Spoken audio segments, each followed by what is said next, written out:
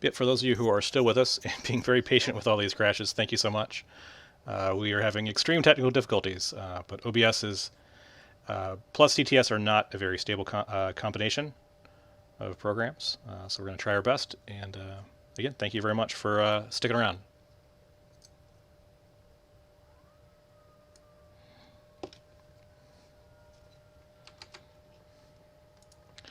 Sorry, boys, we had yet another crash from OBS and TTS. They do not mix well together. But it looks like we're getting into turn 2 for the Chaos Demons. And turn one, thank you. Bottom of turn 1, and the Chaos Demons are in a pretty aggressive position to do some fighting. And we still have some Nurglings left over, back on the bottom of the table with the Thunderwolves, and 2 Greater Demons ready to mix it up with the Thunderwolves also. So with like many of the games we've seen this past weekend, turn 1 has become the new fight turn.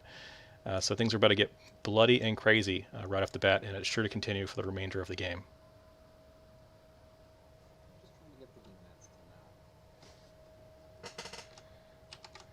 They're just like ground floor, I assume.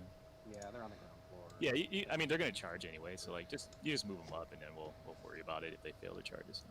But they're ground floor.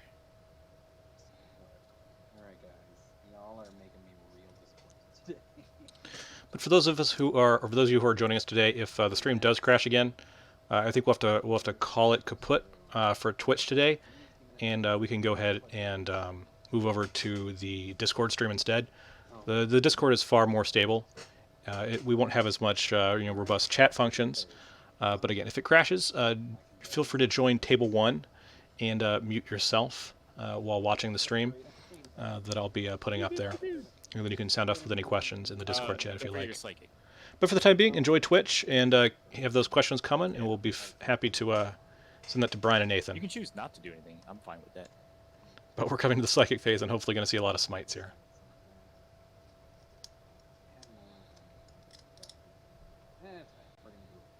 Alright, we're going to go with Psychic phase stuff. So we're going to put Miasma Pestilence on myself.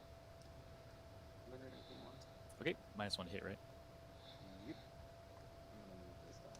So for those of you who can't quite hear Nathan, he's going to attempt Miasma Pestilence.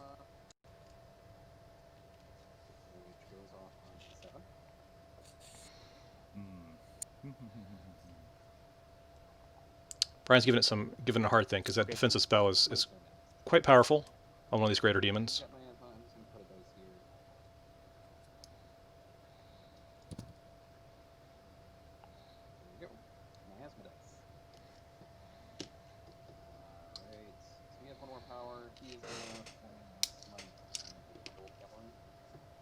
Alrighty. We have the smite coming in from into the Thunderwolf Cavalry. This is the way to get rid of them. Just hit them with those psychic spells. How much they can do about it. Alright, roll your damage. 3 damage. 3. Oof. Oh. Yeah, 3 damage to a wolf. Powerful mind bullets. The mind bullets. This is my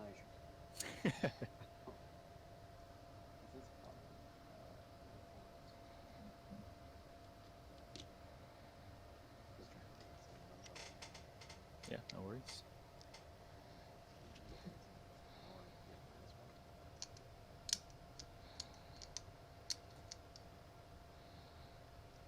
So yellow has range on the blade rifle. It was just obviously 17 inches. Charge 12. My goodness. Perils for the demons. Sure.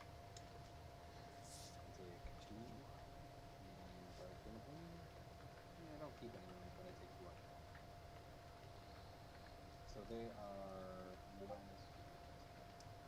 Gotcha. Which will just be pain.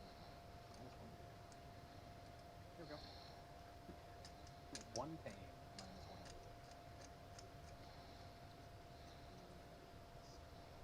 But I trained for so long to hit on 3s. I'm sorry. I'm very sorry. Yellow has 1 more power. I guess we can just cast us. So we have another smite coming into the incursors. Smite does incursors. Do it. Do it. It goes off on a 6. Okay, I will try and deny that from the librarian. Do it. Wow.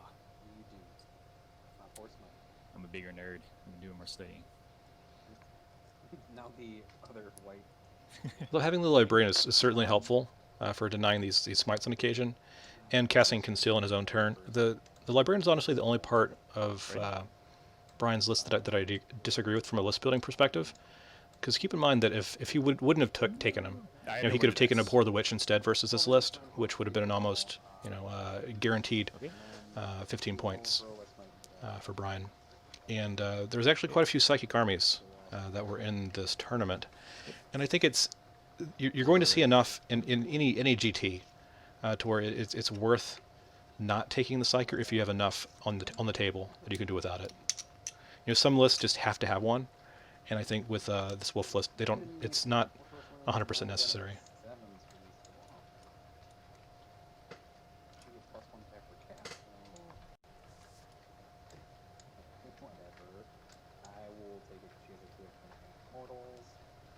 Triple one. Another perils, unfortunately, for the psychic phase. It's been a rough one for Nathan. Man can dream, though. Man can dream. You can definitely dream. Prototype enemy has Party Smash, which I guess I will just use against the Thunderbolt defense. No. Let's not do this. It gets +1 to her cast, so it goes off on a 6. Alrighty. There are 5 models in that unit. Yep. So let me just roll 5 dice. Hey Nathan, you're coming in a little faint. What spell did you just cast here? I cast Bane, Gotcha. and it did nothing. Well, there you go. Thank you. There we go. No problem. So that is the very lackadaisical psychic phase. Yeah, you wanted to skip it. If you I just moved my keeper a little closer and cast Hysterical Frenzy on her, but I cannot, so I cannot. If you have a little bit of a volume changer on your mic, maybe go up just a little bit because you are coming in a little soft. Sure. I might be talking into my beard. Oh, that's right. Nathan actually looks like a space wolf in real life, for those who don't know him. Is this better? That's much better, thank you. Okay. I will try to keep it near my face and not in my beard. Alright. So for all of you viewers at home, I made a tech.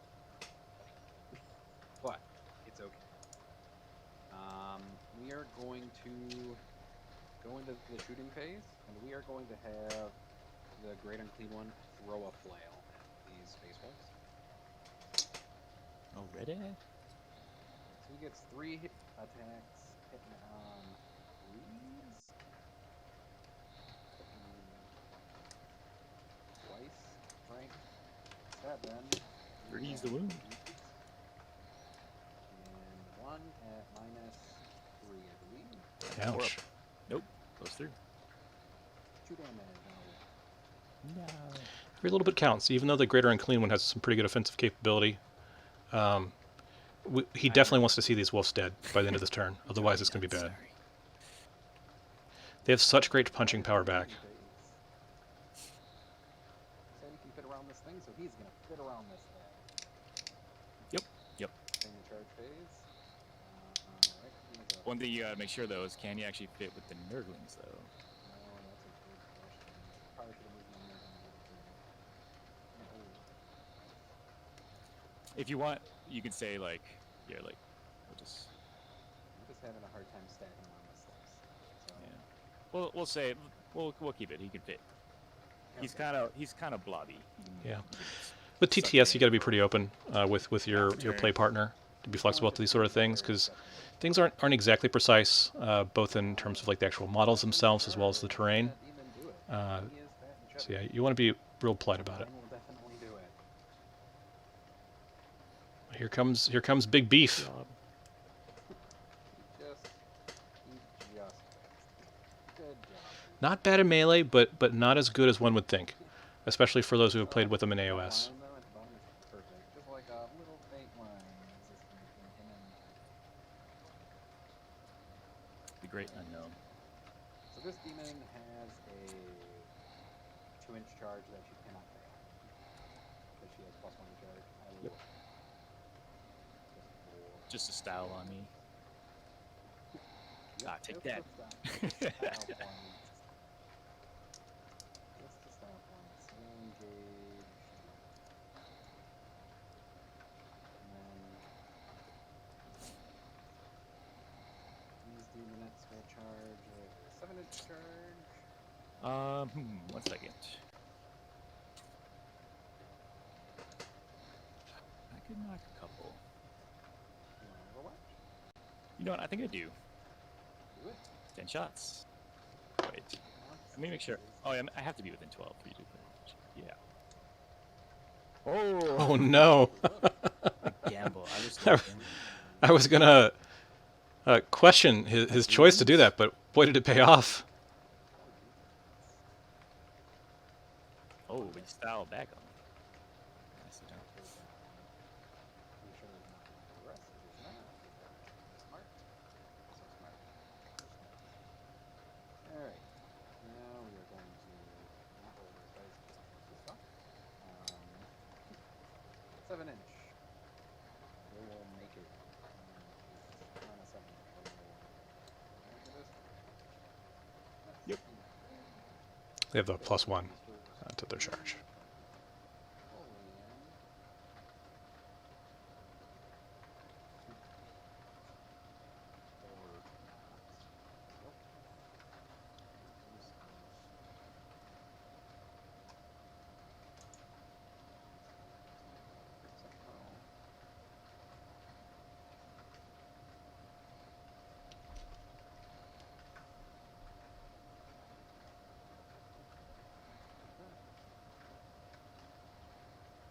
Good job, guys.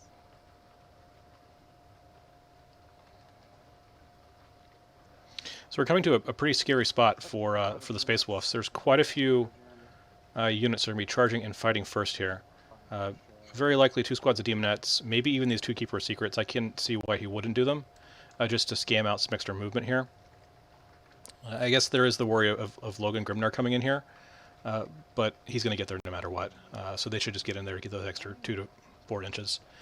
Then down here, I'm not confident that the Greater Unclean One is going to be able to wipe out the wolves, but certainly this Keeper Secrets is going to kill all but maybe one of these infiltrators. The Nurglings may be finishing them off. Demets are definitely going to get rid of these Incursors, and if they didn't, these Keepers most certainly would too. The question is whether or not this Black Keeper Secrets has enough space to get into this other Incursor squad, because if it does, oh my goodness, that's going to be a pretty deadly turn, leaving Brian with really only his castle over here of characters and Blade Guard veterans, plus his Dreadnoughts.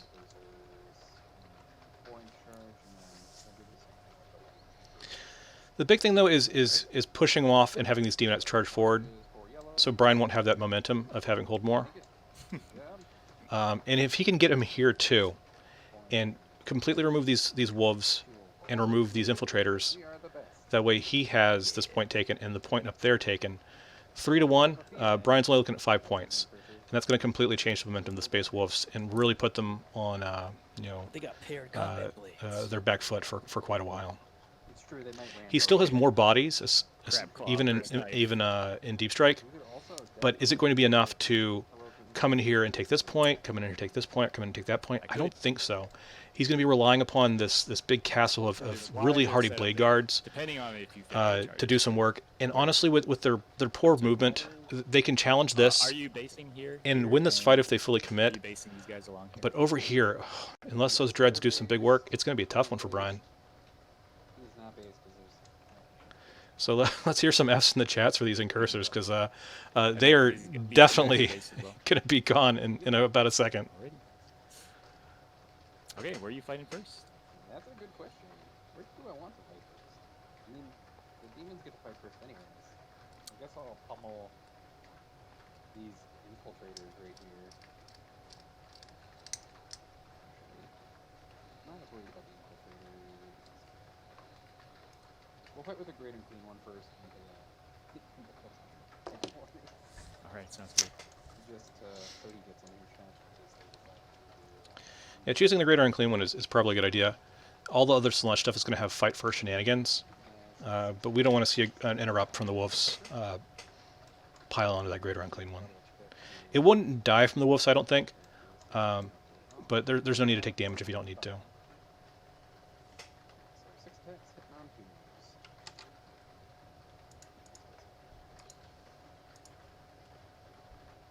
Come on, Papa Miracle. The toughness 5. 5. These are going to be down.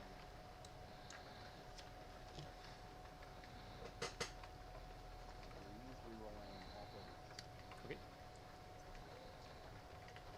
That is 5. Assuming I made one. Orphan Bones. What's the damage? D6. How will we roll one? Alright, pays off. Yeah, good roll. 2 go through. I'll do this one. Yeah. D6. Got him. 4 for turn.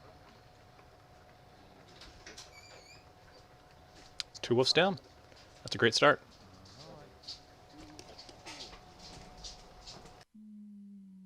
Yeah, I'll pull from the back here. Cool. Okay. Are you going to interrupt with wolves? Or with cursors, or heroically intervene with other cursors? I would have to intervene during the chart phase. I will interrupt. With And I will fight with the. I think I'm gonna fight here with the incursors. Here, yeah. Because what I do want to make sure to do is, you didn't say they were base here, but I'm just gonna make sure they're base. So we can't turn around base, and that's the main reason I'm interrupting here. Base both. So both keepers are base. These guys were already base, so they can't really do anything else. Okay. Now looks like I got to do 1 into these pink, and then 2 into the red. If this guy was, you said this guy was not base. If he was, then whatever. Then he can't fight the red. Then we'll just do each one into their respective keepers. Actually, we're gonna put both of them into. It is half an inch. I do want to. The warlord does scare me a little bit more. I'm not gonna. -1 to what? Right. -1 to wound versus ranged on the way. Yeah, what we'll do is we'll go into. We'll just put him into the white guy. No, we'll go into 5 up in ball, right? If I do get something through. Yeah, we'll go into white. These 2 guys into the white. Okay, so the one guy into the pink units. 3 attacks. No minuses to hit them, right? So 3 hits and 3 is a wound. No wounds. The one guy into the purple, or no, 2 guys into the reddish squad.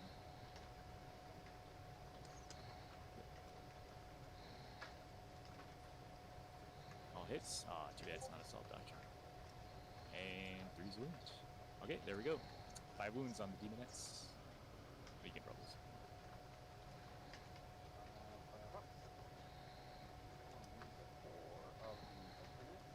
Okay. And then the 2 guys into the white. Okay, there's no sergeant in the squad, so it's 6 attacks, -1 to hit, so I am hitting on 3s. And 5's the wound here. I do get 2 wounds. Stab them ankles. Yeah. Stab them ankles. Yeah. The chipping's important. It is. I think in retrospect he may have been better served to just devote it all to the demonettes, or what he could. Because as you saw, they did do some casualties there. And for Nathan here, he's going to want to have those bodies hang back to hold that point longer term. And the more of those he can whittle down to finish off with those dreadnoughts later on, the better. Sure. Because those keepers, like, they want to cruise up, and they want to fight. They're not going to sit back and hit those points. And if Brian's going to take it here, it's not going to be by engaging and killing the keepers. It's going to be by removing Nathan's OBSEC and his ability to dominate Brian on the primary scoring. 7 and red.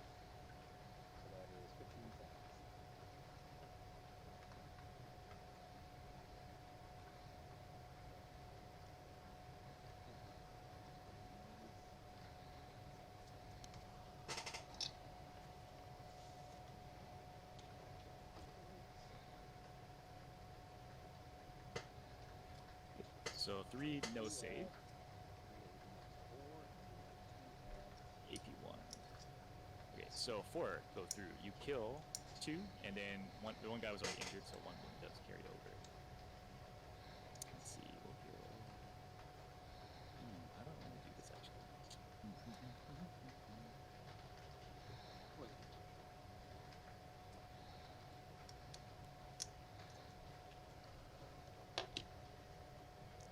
I think when you're in a tournament setting in this, that is, you know, in real life and in real person, So he has and you're faced with kind of one of these situations where you're going to get hammered by 2 squads of demonettes and 2 keepers of secrets.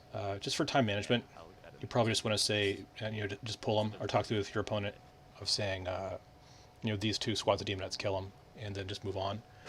Because the amount of time, like if this was in a 2.5 hour match, time is extremely precious. And fighting for and even rolling the saves and doing this and that with a squad that is absolutely going to die is just not worthwhile. Stay with us. Okay. Any other chapter, I would say go ahead and engage those guys, because their fighting is going to be as nasty as the shooting. But this is Space Wolves, and their fighting is even better than their shooting. So he probably does not want to engage them.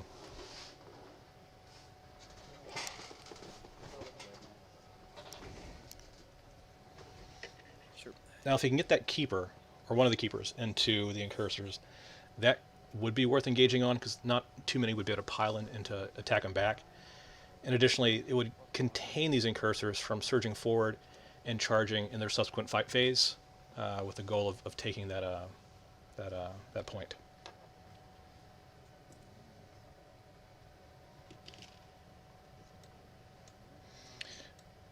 But you can see the order that Nathan's choosing for his demons here. He wants the 2 demon units to fight first, with the goal of wiping out the incursors. That way the keepers don't even have to do it. Instead of having to fight, they're going to be able to pile in and consolidate 3 inches each, giving them 6 inches of movement, letting them come into here. Otherwise, if you would have the keepers go first, they wouldn't be able to get that extra movement to just curve around. I'll let yellow go next.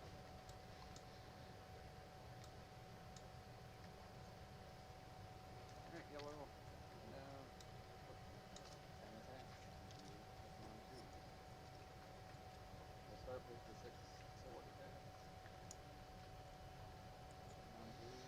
attacks. These 2 keepers are extraordinarily dangerous. I think if even one touches one of these dreadnoughts, that dreadnought is almost guaranteed to be dead.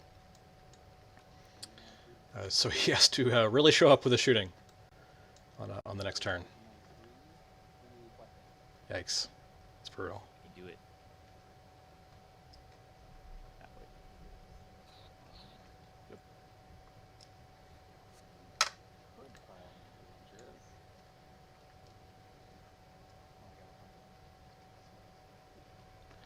Piling in those guys is important too, because it's going to block off even further the incursor's ability to come in through here.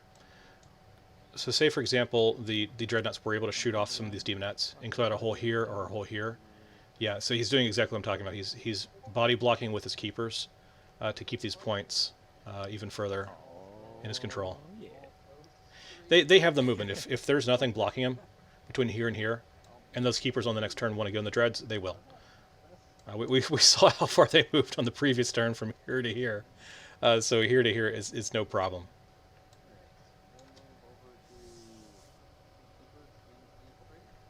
Okay, I will transhuman. Yeah, this is an important battle. If he can maintain these infiltrators, I would imagine that he would also trigger the stratagem that removes the obsec from the Nurglings. That we can continue to have this point and get hold 2 on his own turn.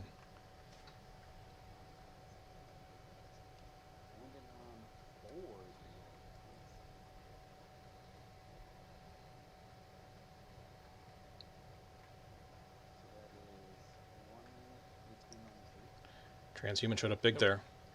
Blows up a guy. Definitely put this one.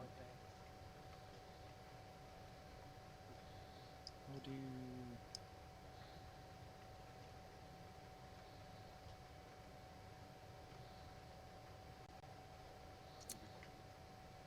Oh wait, definitely did the wrong one. I went pull this guy here, so I'll just swap him with that. There we go. Still got attacks. Yeah. One more claws. Oh. Hits. Now 4 ones. No ones, so one more HP minus. No damage. All right, so go blind. Yeah, it's definitely not what Nathan wanted to see here. I think if you would have removed one more, that would have given him the position needed to have these OPSEC units take this point. But at this stage, I think Brian's probably going to be holding this, which is going to be really, really important. It's going to give him 10 points instead of 5 points for round 2. And looking into the bottom of turn 2 for Nathan's turn, big is that instead order? of scoring 15 for holding 1, 2, 3, he'll probably be scoring 10 as well. So you're looking at a 10-point change here that happened just because of that transhuman. One put in. Yep. So I get first non-charger. Yep. Use first non-charger. Okay. Yeah, Thunderwolf Cavalry. They're gonna put all their attacks into the Nurgles. White spot. I'm gonna pay 1 for Death Grip Light. Get that extra wound. Burn in the ECP here. They were charged this turn, so they do get so 9 attacks. Nope. 9 attacks. Hitting on 2s. Hunters Unleashed. They have Chapter Masters, so they can roll the 1. And then leading on 2s. Hit that many. Damage 2.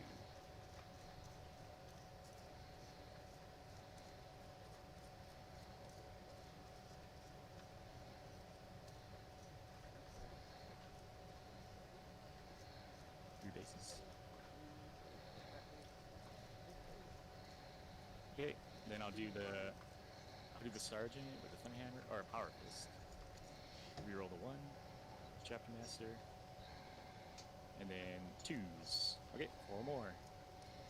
At damage 2.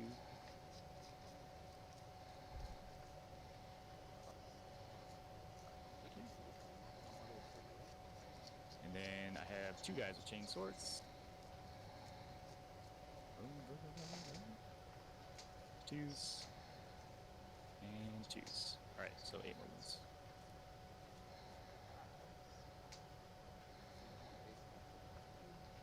Yeah, and then these are damage ones, so.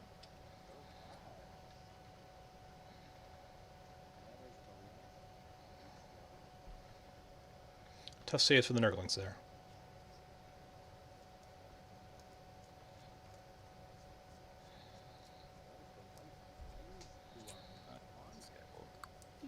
Okay. And we're not engaged these green guys. Nope. But we'll move a little closer. And then I think the only other thing is I get a fight with these Nurgles. Yep. So they are. Well, I will. Let's see. I gotta stay an inch away from this. I don't want to activate them. I don't think I can actually get this sergeant in because these guys are closer. So it's just gonna be 2 guys to the keeper, not even the sergeant. So they were charged 6 attacks. I'm at -2 to hit. Yep. -2 to hit, +1 hitting on 4s. Cool. Come on, watch this. Boom. Oh, one guy's been going to the gym.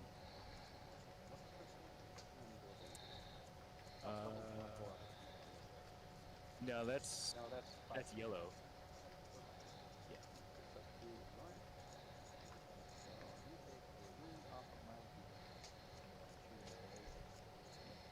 Can Slaanesh fall back and charge at all? Alright, well that's pretty big though.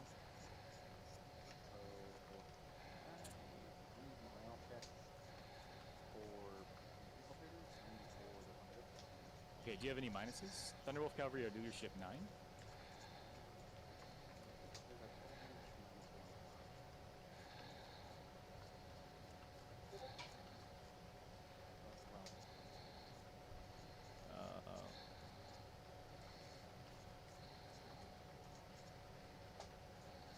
You one that did cast it? Okay. So I do roll 6. I do lose 1 then. because of the -1. Wow, that's So, and then I do combat attrition. a for huge those loss. two. 1 and 2 something under there. Space Marines do ignore the penalties to a combat attrition. Losing that one wolf, though, is important. And then their leadership 8, but they lost 2. On a 6, they would fail with the -1. Okay. My demon over here just got 2 more wounds. And Mentioned it's moved twice. then there's 2 guys left, which they're okay. So yellow demon gets 2 wounds back, which I added because it's cute. Okay. And then she gets to move her normal move twice. The regaining wounds, you don't have to be in combat with them when they fail. No, piercing her is.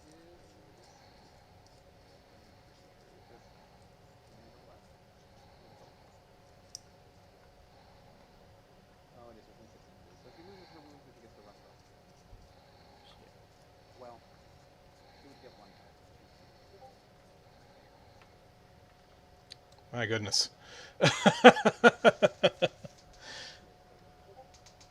Yeah, I think he's rightly realizing that at this point is pretty Well, you solid. can't move through your own person.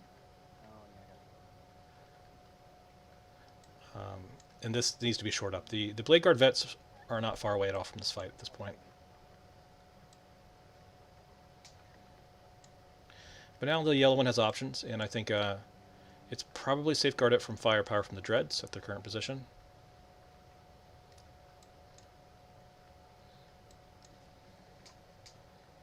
Second time. Jeez. What's the second time for? He fails 2 more contests. Oh, okay. Gotcha.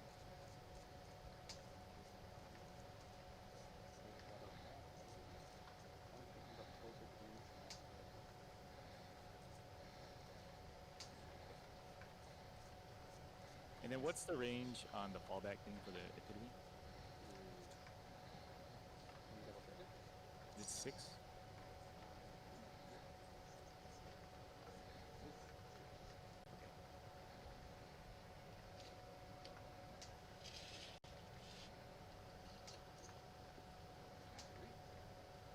Okay. That is the turn. Back.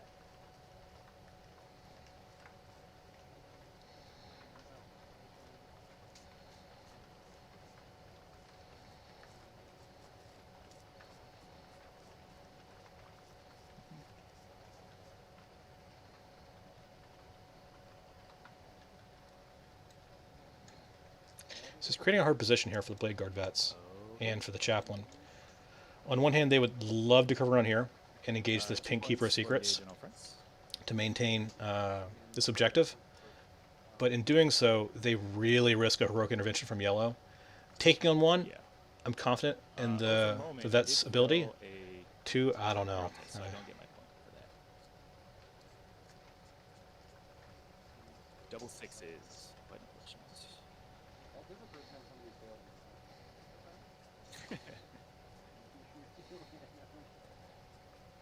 I'm just gonna double check scoring on the thing. It should be at the start of your command phase. You'll get 1 for the one you have, and then you score more at the end. But yeah, go ahead and double check it. I do, importantly though, I do have 2 objectives, so it is 10 points for me. I do have 10 wishes by dint of this keeper. Yeah, that transhuman was so important I was kind of right here because expecting the Keeper would have most certainly wiped him 5 this first turn. on that those dice rolls. Transhuman pays off there. Yeah, transhuman paid off too. That was probably Yeah. I would honestly say Okay. it's what kept him in the game. Command phase. Losing that objective at that point would have been very disastrous for the scoring for the Space Wolves long term. 15. I'm definitely going to need Canticle of 8. Maybe a 7. I can reroll it. Regain my command point.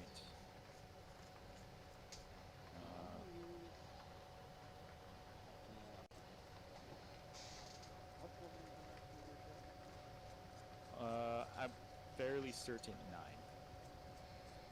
At least. If, I can pull it up real quick.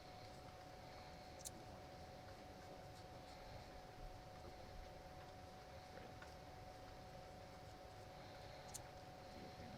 I can't get through that stuff.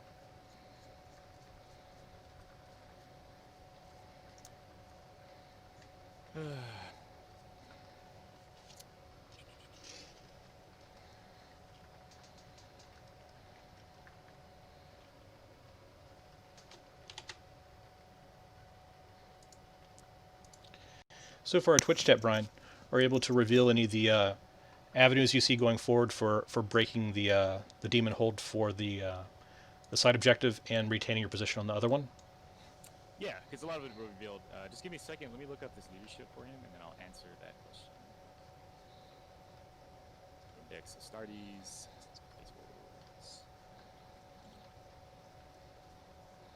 Logan Grimnar on Stormrider is leadership 9.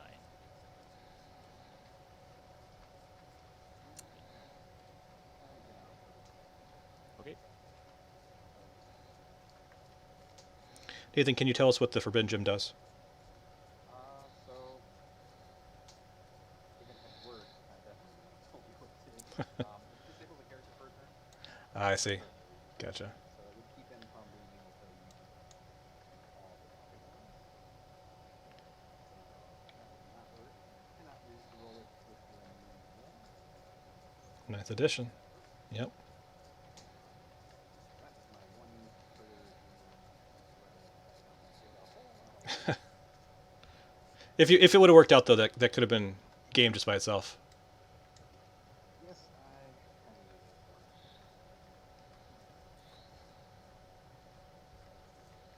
for it. So I am outside of the epitome, so I can kind of fall back.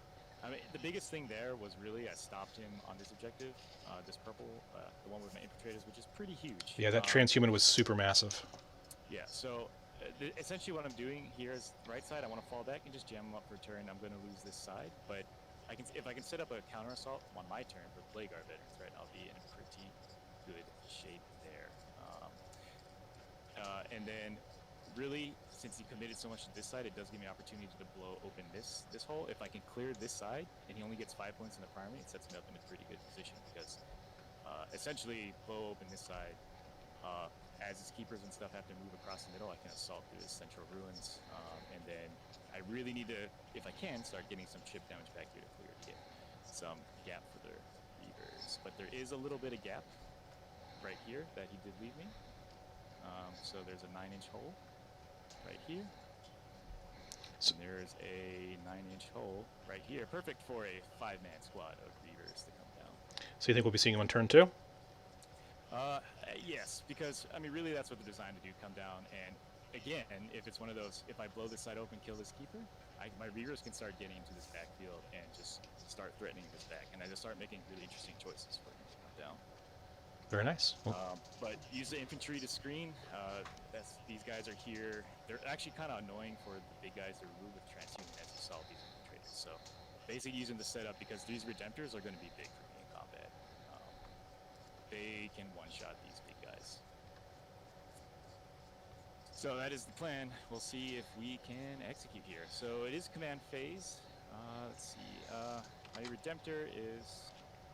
Okay, I do need Canticle of Hate to go off. I'm tempted to spend a CP, but I'm kind of low, but I'll just cast it normally. It does go off.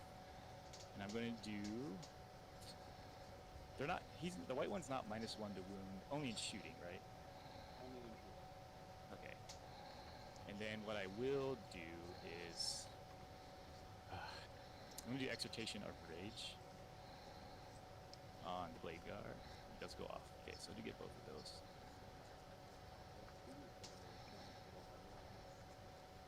It's like that's one of the biggest buffs, getting access to that as a Spacewell player, which we didn't have before. And the other huge thing, which is getting Exhortation of Rage to change to make it a -1 or +1 to wound is super strong because we had no way to get that before, right, in the Codex. Okay, man, these guys are -1 to hit in everything, right? Shooting, combat. The whole 9 yards. Cool. I have a plan for them. Chapter Master buff. We are going to put that on Mr. Big Boy. And since we need an effective turn, I was probably a little too aggressive with Wise Orador last turn. But since I'm wounding the Keeper on 2s in close combat, I will, yeah.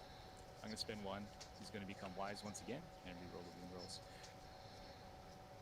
Alright, yeah, so Chapter Master buff. Okay. Now, what we need to do is we'll get. So that is all command phase, jank. Yeah, not worth any other movement.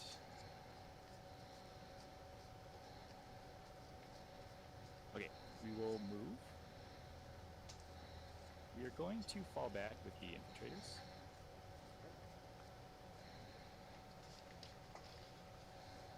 And then I do want to be outside of your heroic intentions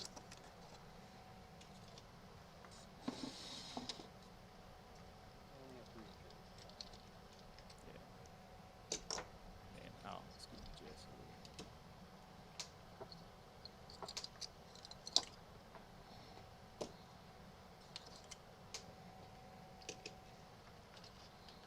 C still could come in that hole.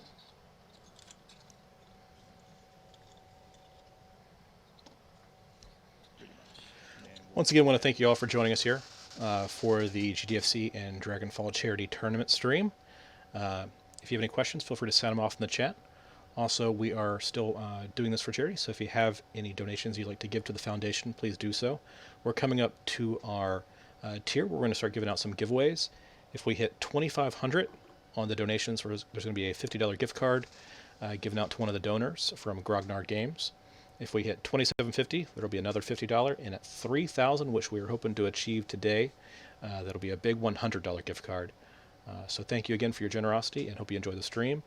And again, feel free to send out any questions you like for Brian and Nathan, and we'll make sure to pose it to them for your benefit. Thanks a lot.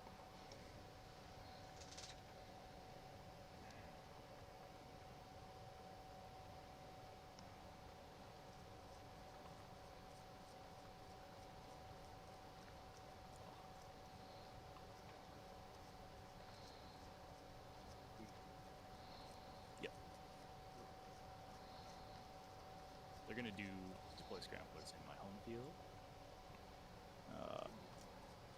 Let's see. I guess the goal would be tighten up. Now, deploying the scramblers in his backfield is interesting because that means he has no chance of doing deploy scramblers in this turn. Will his Reavers that are coming down on this turn live long enough to deploy scramblers on a subsequent turn? If Nathan realizes that and removes the unit before they're able to take that action on the next turn, oh shoot, I'm not muted. Sorry guys. I can actually provide some interesting commentary for you in that case. Yeah, please do. Logan is actually he's going to advance. I have to make sure I get to the things. That's 6. Can't fail. And cursors will just bloody up. I'm going to put myself back on mute so I can commentate without you guys hearing. Sorry. Actually, hold on. I do want to. Just a little bit more. I'll take that chance because I do want.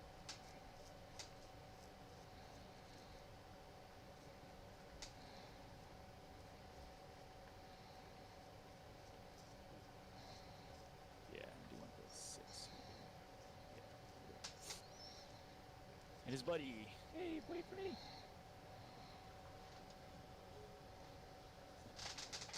Yeah, those dreads are no cowards when it comes to combat.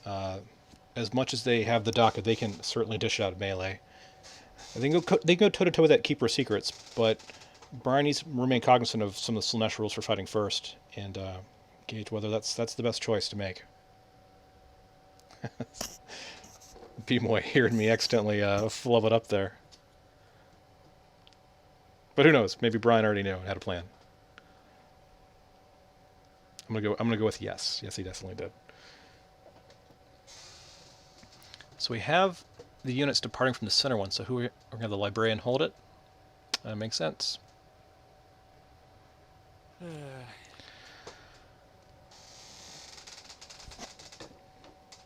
was getting to a point like where if you want to take it to the hockey analogy, he almost needs to pull the goalie because there's not enough men on the field.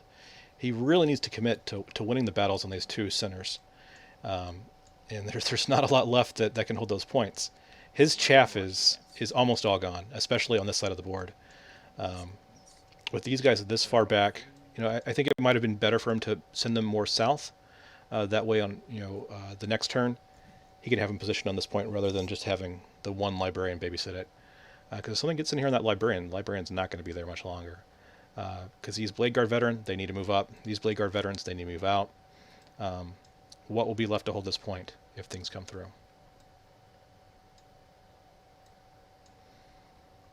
And of course, we still have the Furies back here. And a little castle of demonettes and nurglings. So there's still a lot of meat on the table in terms of infantry and things to hold points for the demons, but we're going to see whether these keepers can hold out for the fight phase that's going to come.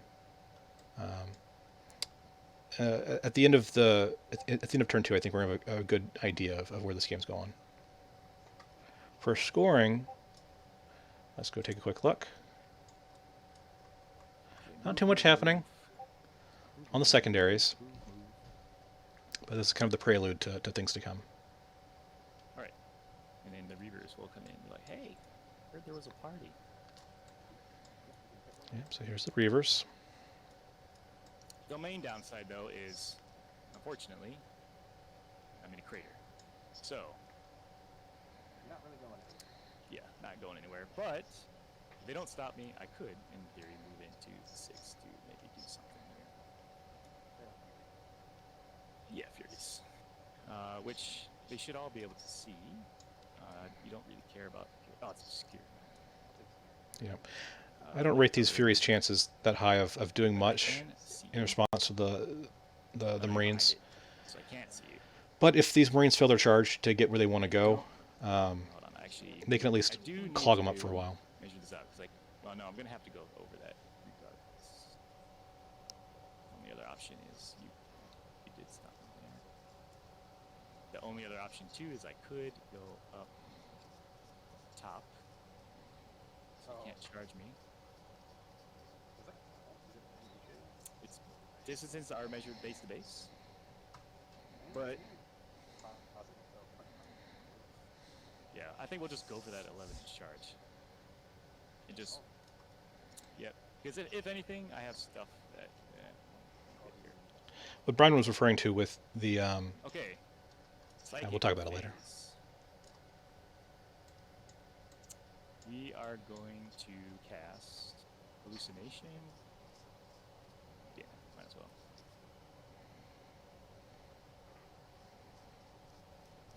It does go off on a 6. Oh wait. Let me double check. That one, no, the Teamber's Curse is a 7. Yeah, it goes off on 6. Right here. On home point.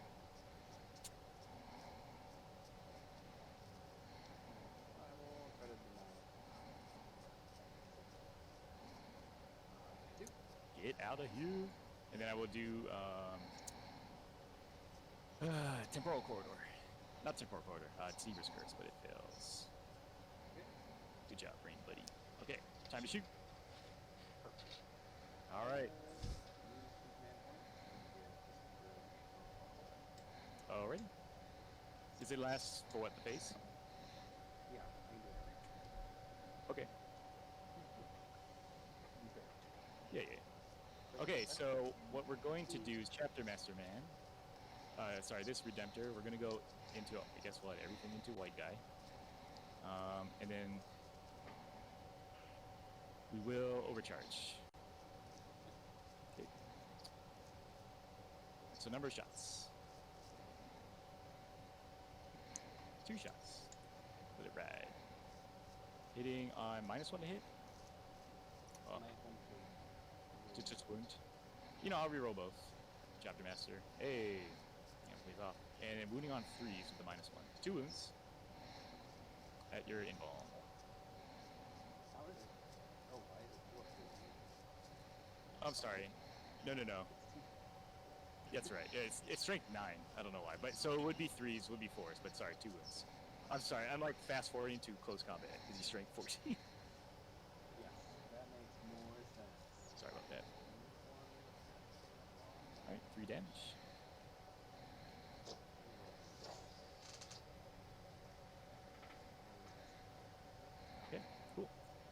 onslaught. -1 to hit, right? Or no, that's his combat. Okay. So 5's the wound, so 6's with the -1. That was dumb. I should have not checked my tune. Okay, cool. Ah, the camel pays. Picked up Yuma Pain. Did not have Storm bolters, 8 shots, rapid in rapid range.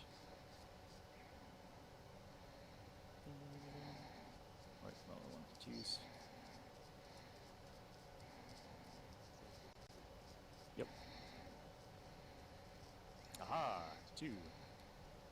AP1, take that. Tactical doctrine. Got 1. Then he marked. Alright. Oh my goodness. Alright. Redemptor, we'll do the same thing. What a boss. The macroplasma will go here. I am going to put the... let's see. Don't want to kill. I'm going to put all the small guns into the demonets here. Yep. And 1, 2. So it might not even matter. So D6 shots. I am overcharging. 5 shots. Hitting on 3s. Reroll the 1s because they are within 6 of. Ooh, no. Oh, no. 2 portals. Ah. Wounding on 4s. Oh, bummer. Okay, 1 wound.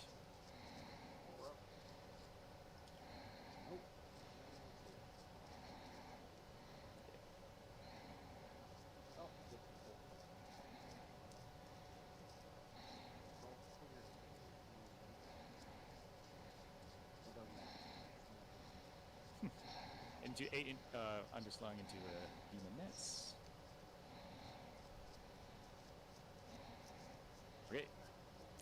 5 more. Yeah, so after those 2 dreadnoughts poured a lot of firepower into that 1 Keeper Secrets, we saw how resilient it is, ultimately only taking 5 wounds, still having 11 left, which is quite a bit.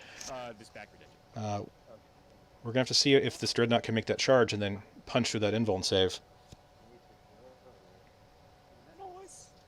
But if he doesn't, that's going to be a hell of a counterattack come the bottom of turn 2.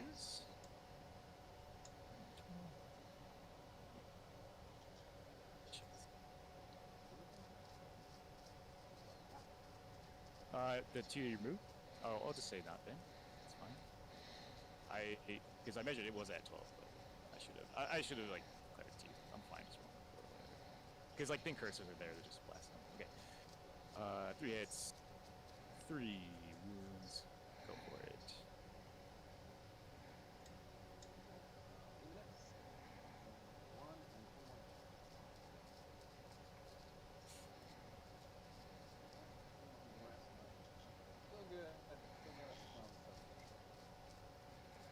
Yep. Okay, and then cursors. Boom, boom, boom, boom, boom, boom, and all into there. So 10 shots.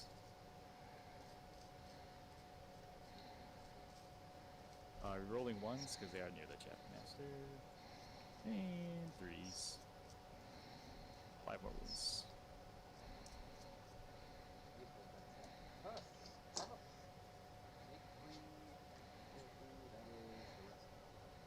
Calculated.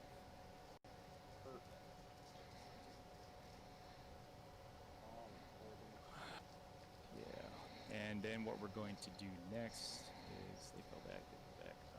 Okay. Reavers. We are going to put our shots into these demonets. Assault 2, 10 shots. 3s. No. I don't know what they were aiming at, but they were aiming at something, not the demonets, and they hit it. 2 wounds. Kind of what we wanted. Just want to whittle them as much as possible.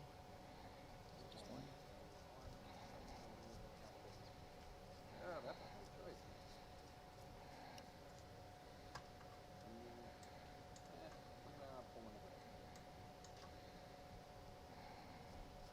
Sure. Chaplain on bike, -1 to wound. He'll double tap into the demons. 4 shots. Yeah, biker man. Oh no, he cannot get the girls. Oh, sorry, those are not. And then one hit does not. Classic. Let's see what we can do here. We'll do some heavy bolt pistols. Perfect. Uh,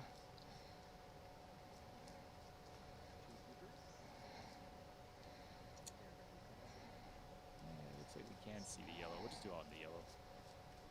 You do have the inbound there, though, right? Yeah, but they can all see. It keeps us low. Yeah, he's lower. We'll just trade you potentially get him back here.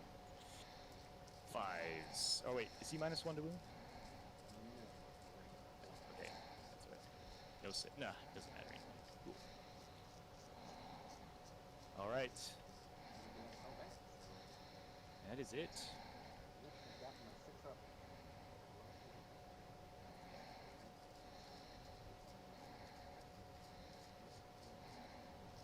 Okay. Well, here we go. Charges Redemptor into Keeper of Secrets. An 8? 8, but +2, so it's a 6. Goodness. I will CP reroll it. This be a big roll. There it is. How many attacks did he make? 5. Let's see, and I'm not going to base you. Let's see. I'm going to do the Blade Guard in there as well. That's A 7 is a 9. Well, a 9-inch puts me within an inch. it's half inch. No, it's 1 inch or ½ inch of someone within a ½ inch. Age of Sigmar is you have to end within a half. Oh, Jesus.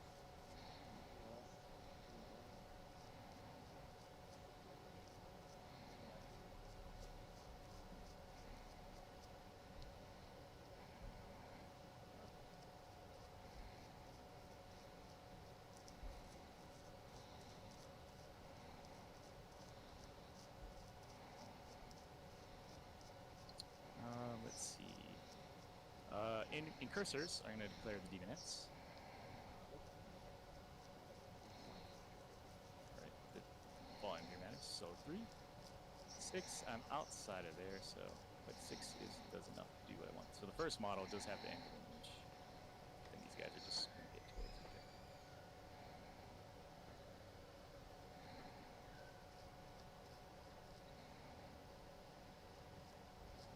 it. Yeah, I'm gonna have to eat lots of there. That's okay. Logan is gonna go into the demonettes too.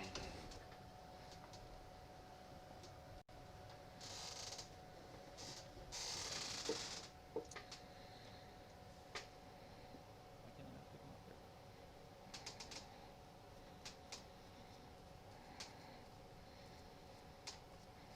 Maybe a little further away.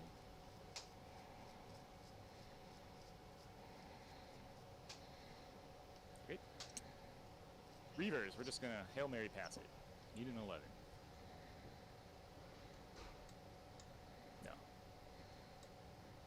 Alright, that's it.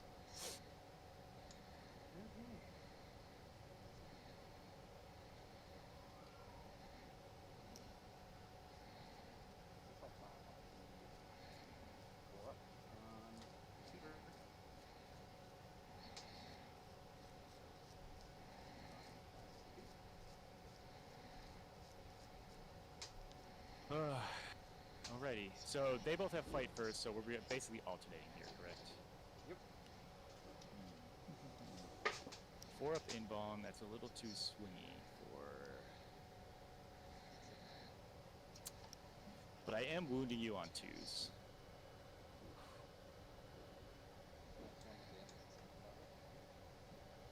Yeah, I'm hitting on 3s, full rerolls. I like gambling, I basically need to get at least 2 of them. It's kind of risky. But you'll be you go down in attacks and stuff, right? As you degrade. Versus the Blade Guard, which I could do. Currently, I think for Brian, his best choice here is the Blade Guard. The reason being What is I will that do is, you know what? We're gonna go. I think with regen. I think there's just more the attacks. Blade Guard would probably be a little bit smarter. And with the invuln on the Keeper of Secrets, he could just spike those rolls and get through scot Let's see, free. I'm still within 6 of the chaplain, so I do have a 6-inch pile in here. So we will go 3 and oh.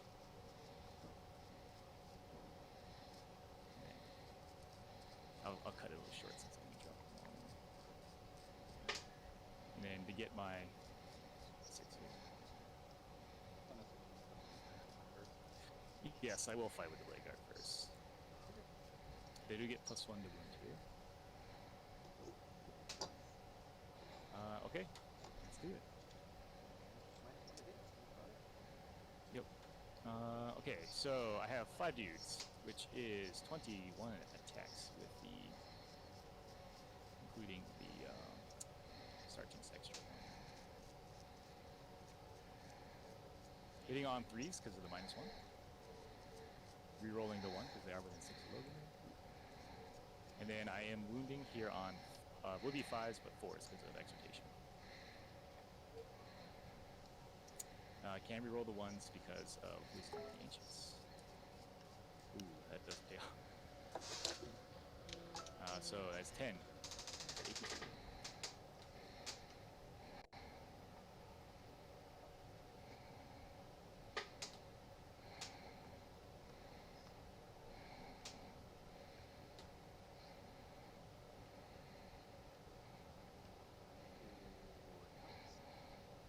So that's 8 damage.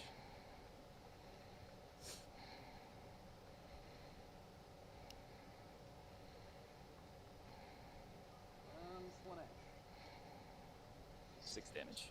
All right, take that. Not quite on the list. Alrighty. Where are you gonna fight next? They were kind of capped up.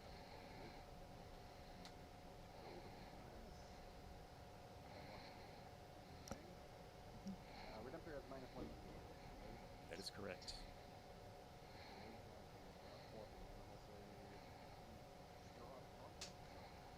No, 1 up normal.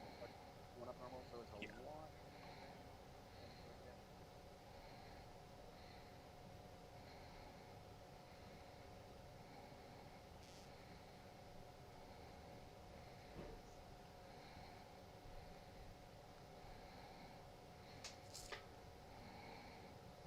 I'm gonna put them all into.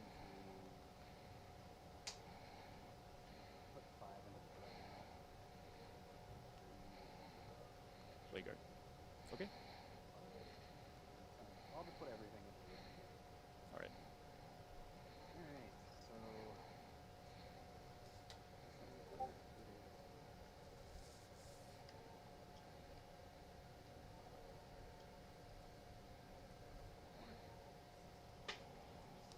You on 3s? Still 2s? Okay. 4, moving on 3s. Yep. T7. Reroll the 1. So that is 3 at -3. Okay. 6s. Nothing. 3 each. 3 each. So 6 damage. Okay. And Down to 7. 3 more attacks with the claws. 3 more attacks with the claws.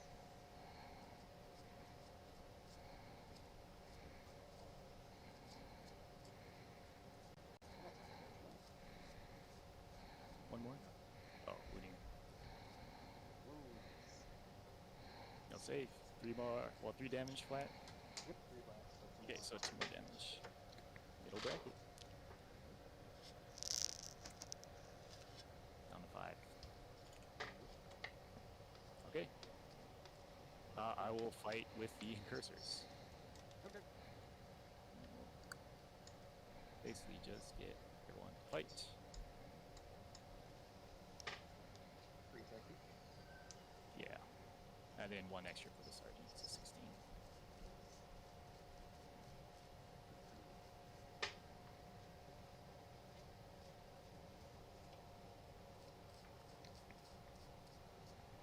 on 2s. You roll the 1s because of Logan. 3s, you're rolling 1s for some of the ancients. Okay, you really want to do 1s. Alright, there you go.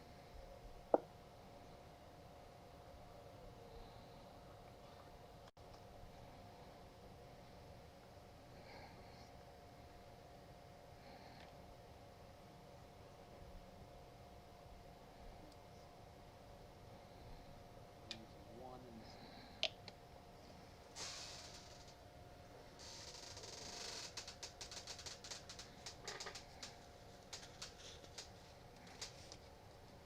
So we've had quite the reversal of fortunes on this top objective here, where previously He still gets piled in Nathan was in a very commanding position, twice. but moving this yellow keeper Oh, with so important. secrets down here Yeah, because was an interesting play. Instead of continuing to fight them here and contest this point, Brian instead decided to move backwards and just let things go as it goes. That opened up an ability for him to really push through here So if you and, like, and crack this completely. Anyway, and then just fight him. I'll make this leave 1 up on the red. Okay. Show punch in.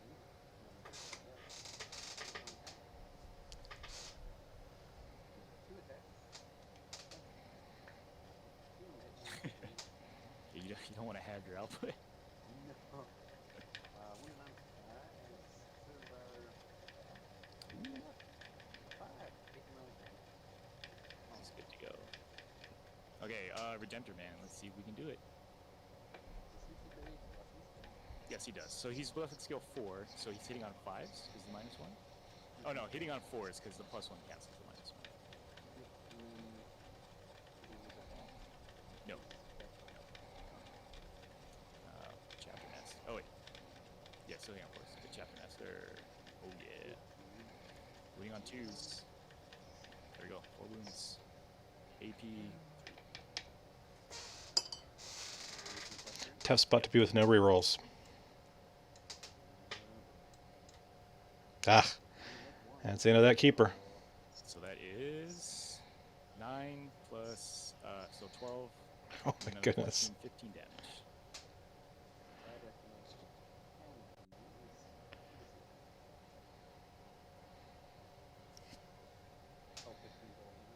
Yeah.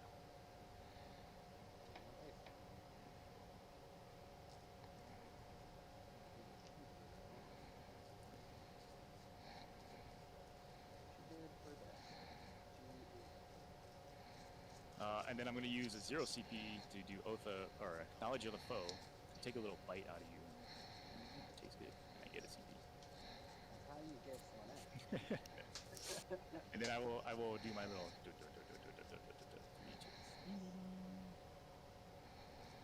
Logan will go, but I can move towards the demon.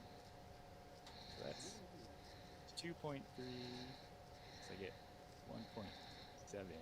I guess I could. Is that an inch? Is that an inch? It is. Do you want me to roll it or just? Yeah. And then he'll do the closest. It's probably that guy. Or is it the?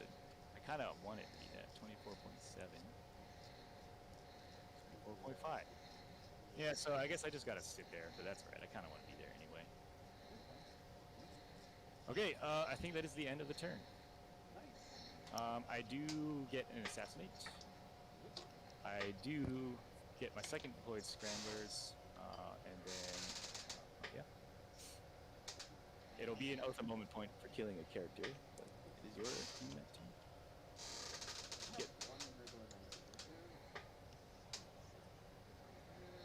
I got an incursor, which cancels your object, and then I got this guy. I mean, it doesn't matter. I own the point, but you still only get 5. Primary.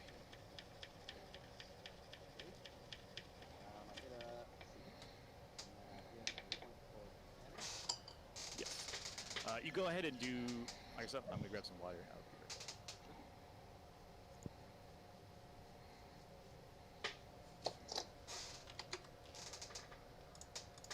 So Nathan, looking at the bottom of turn 2, what do you see as your game plan for rooting these Space Marines out of the center objectives.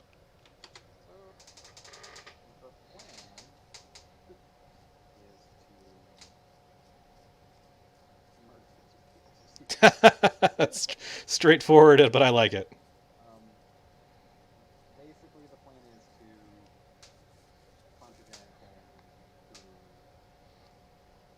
just like a tower, to pick off some big guys. What is this objective for possible nerdlings? With his all of his deep strike on the board, what are your plans with your 2 squads of Furies? So with all this deep strike on the board, it's time to start moving. There's a pack of demonites and 2 packs of Dragon-Fall. So I'm not really concerned about them taking it. As long as I can. As long as I can succeed with some. That's basically what I can.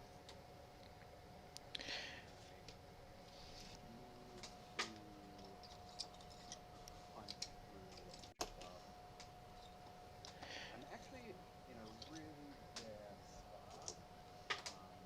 Not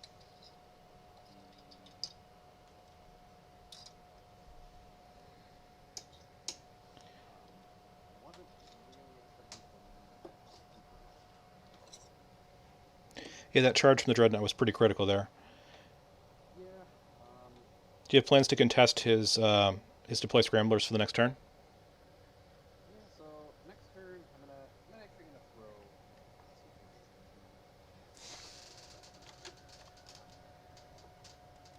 I'm not as concerned. Like I said, I'm not as concerned with the objective. So it's time to start moving out demonettes. Yeah, totally. That makes sense. And it's time to see if they can punch a hole through some of the stuff, basically. Well, good luck. You still have a lot of reserves in that backfield to have to do some things, and we know how powerful those Keeper secrets can be. Yeah, so the hope is basically And we know how powerful Reavers are. We basically know that this is going to be... Also, welcome Frag Daddy to the Twitch chat. Glad to have you here. I went ahead and turned up Nathan's levels a little bit, so hopefully we'll be able to hear him a little bit better. Oh, sorry about that.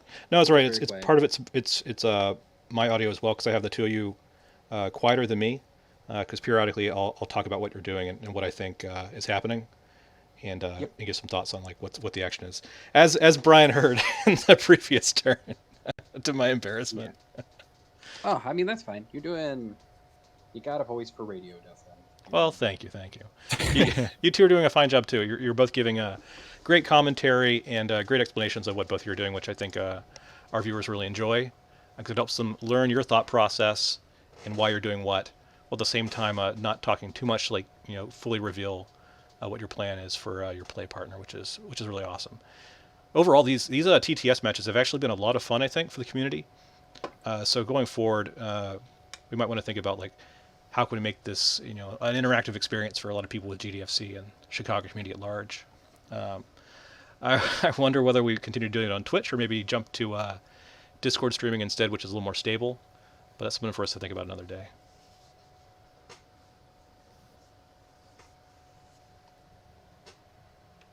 Okay. Are you back? Yes. Okay. Because otherwise I just sit here quietly muttering to myself about what I'm doing. And we've got the Gotcha. the I did that absolutely yesterday during my evening. highly important Mighty I'm Ducks here, and I'm like, Flying oh, V sorry. formation. Activate it Just sit with these quietly Nurgling swarms. while I'm muttering to myself. For those of you who are fans of Emilio Estevez, we know that this is the unstoppable, both defensive and This offensive is maneuver. A very important psychic phase. I know Brian is shaking his boots. Oh, if you don't mind, there's one blade guard in the You can just move him out to the... yeah. I figure he probably... I was should've been thinking out to like myself that I may have killed him at some point, and I was like, when did I kill him? I was totally just on this side of the table and just didn't even see him in there. That's okay. Should have caught on. It's like, oh, there are only 4 guys there. How did I get 21 attacks? This is a scary squad right here. These blade guards are very much threatening this point for that next turn. Yeah, I guess He needs to be really careful about that 6-inch pile-in. because I think he wants to surge through here and clear out this remaining chaff from the previous turn that I think he wishes he would have been able to finish off with the Greater Unclean One and the Keepers. But if he gets within 5.5 inches, these guys are definitely going to come in and they're just going to wreck shop. So hopefully we'll see him be very careful and intentional with his movement here. But he has what it takes to take the point now. And Psychic. Oh, psychic first. Thank you. but this is the big one Oh, here. I know what I'm going He to needs do. to I'm he going needs to attack knock the away demon. using cursors. He needs to knock away these reavers. That's what I missed. And Come on. there's a lot that has to happen here. Go for it. Like you feel free. Making this charge is important here. The reason being is that Right there. this is the key for Brian to easily score the last part for his scramblers. Exactly. And if Nathan is able to eliminate the reavers, you have to he's be gonna have outside to of an use his inch, incursors so you instead, can't do historical pulling him off frenzy the unless you're point already in combat. and getting him into the Right. enemy deployment Yes. zone because he's not going to want to pass You those could points. be like just outside of an inch. Oh, yeah, But that's if true. he has a good psychic phase on Nathan's side and getting these veterans really hit up, punches up Or a you could, dreadnought. you can bump the table know, we'll see. slightly and then Sure. I think it's gonna be tough to take both objectives back on this knock her to turn. rage. But big moves have to happen. Oh, look at this! I'm in an inch Ooh. now. Increased damage. Oh no. This is a puzzle now. You have to think about it for a second. But psychic burst. I mean, we will use.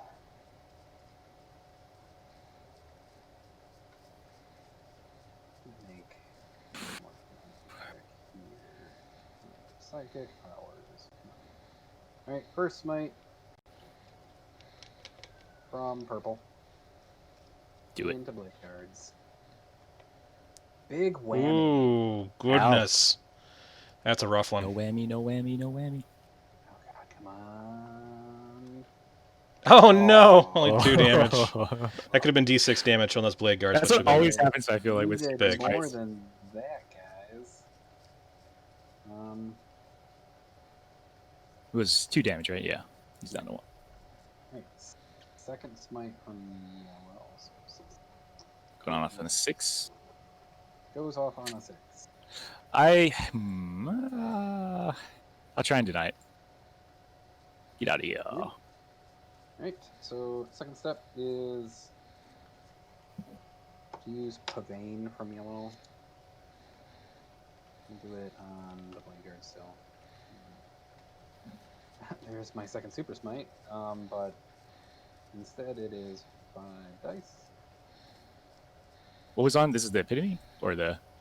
It's yellow. Oh, yellow. Okay. 3 mortal wounds. What was the other smite from? Because that's a third smite, right? And there are already That's 2 two guys. smites. So there's You one from think purple, like one from purple, one from yellow. yeah. You stop the one from yellow. I just Yeah. haven't picked the second power I'm going to use for purple. You do have to do all the powers from one, and like Oh. what is this third smite from, right? Because there was one smite, the super smite, that did 2. The second one I stopped, and then this third smite, right? This is Pavane. Oh, So okay. It's, just into the blade guard. It's a different power. Sorry. I thought it was. Never mind. Go ahead. I thought it was super smite. No, Okay. it's 3 mortals. Is that what happened? Mortals on blade guard. Yes. Okay. So 1, and I apologize. no problem. That's their powers for now. We do have one guy who's maybe out of coherency. They should all be in 2 still. So this guy's in 2, Oh, he is. and this guy's in 2. Distances are so hard in this one. Alright, so that one's dead. Alright. Yeah. Sorry. He's just gonna watch. He's like, "Come on, guys." That's what I gotta do. I gotta get my cheer squad together. So I'm going to use the last damage ability that I can throw into those guys from Instant Keepers, which is Top and Acquire. Mhm. I guess I'll use a CP because I really need to do this. Okay. And there we go, on a 10. No, can't stop it. Right, 2d6. Their leadership, 9. Yes.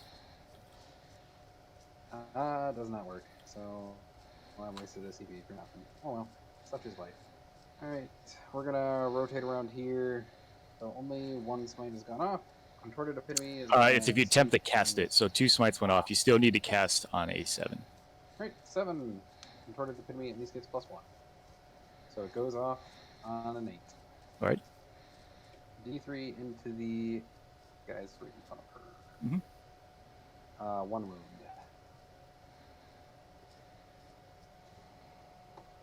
Right, and then Great Unclean One into Thunderbolt Gas, so now he needs an 8.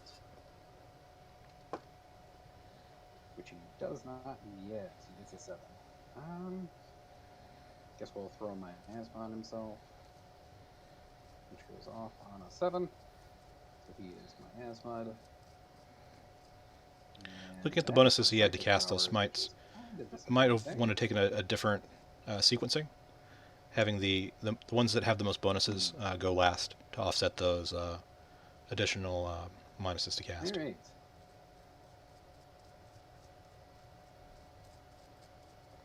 We'll move into shooting because that's all my psychics.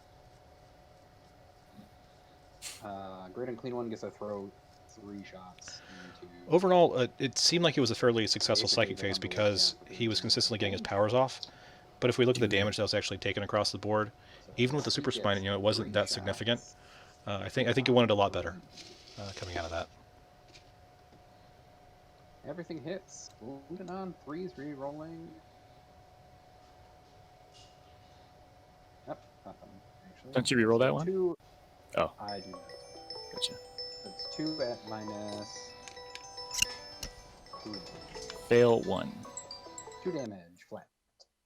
Well, making 1 was pretty big. I'll take that.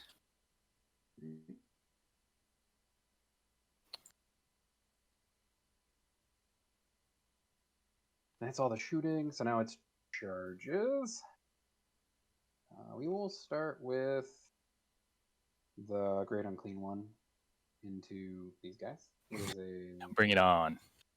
2-inch charge to get into combat, but we're going to see if we can get a little bit more movement out of him. All right, 10 is nice. Sneaky, sneaky. I don't think you can move past my Roll base. Yeah, you can't move past my base. I think you're a little... Right. Because you can't go over my base, is the thing. That's the thing. There we go. And that- We're stuck that- there. He's stuck basically Sure, between sure. the ground. He doesn't have any room anymore. All right. Contorted Epitome is going to go into these 2 infiltrators. All right. No Overwatch. All right. She doth make it in. All right. We're going to go with the Demonettes first into the Primaris Reavers. Okay. No Overwatch. They have a 9-inch charge.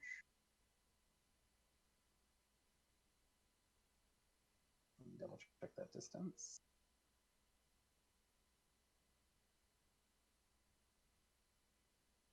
Seven-inch charge. It's -2 because of the... It is -2 because of the terrain piece. Yes. So they can. You would need a 9. They fail. So that's that.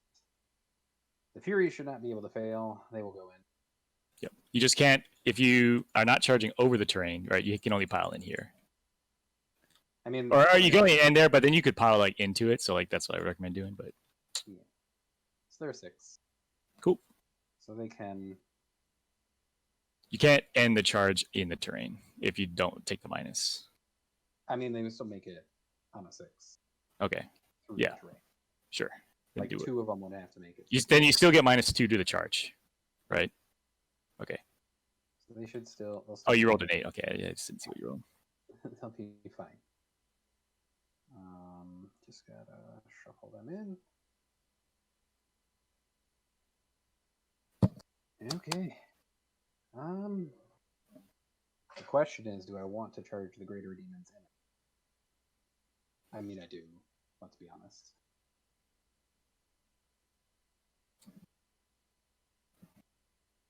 Let's see what happens. Are you declaring the Redemptor as well? Yeah, I'm gonna declare the Redemptor as well. I don't think I can quite. Actually, I don't think I can quite make it to the Redemptor. Yeah. Because you can't get through, so I wouldn't. And I don't want to be overwatched, so I'm just going to declare the first. Good job. He does it. Right in. If only. I'm glad I only grabbed 2 of these dice. There we go. And second greater demon. Second greater demon. Still make Good it. job. Still make it. But it's like the most depressing Slaneshi charge. I'm gonna make new dice, you dice things. Any other charges? Might as well try the charge. 10-inch charge with the Furies into those infiltrators. Just to get some extra movement, essentially. Wow. Get out of here.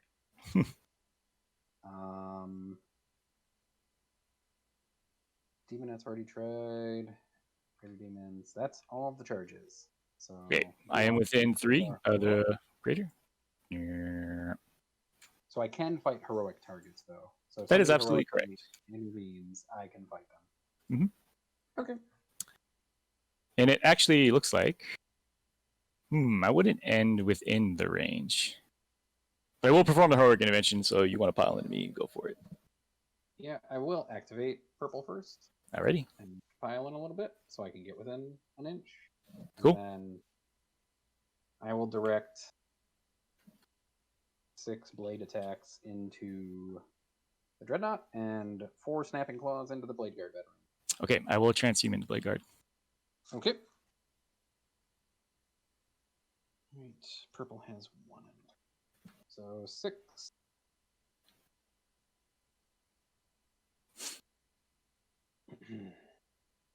Hitting on 2s.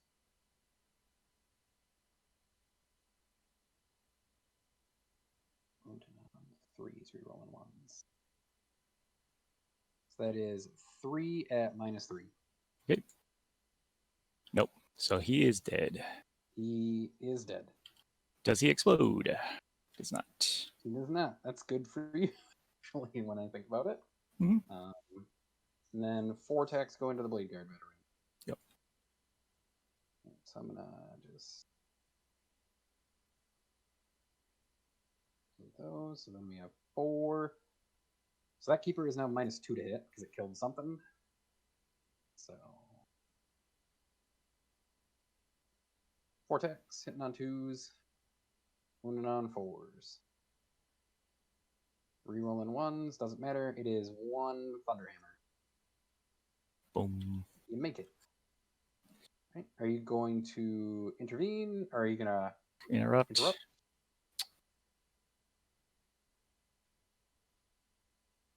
Which one is -2 to hit? The purple one?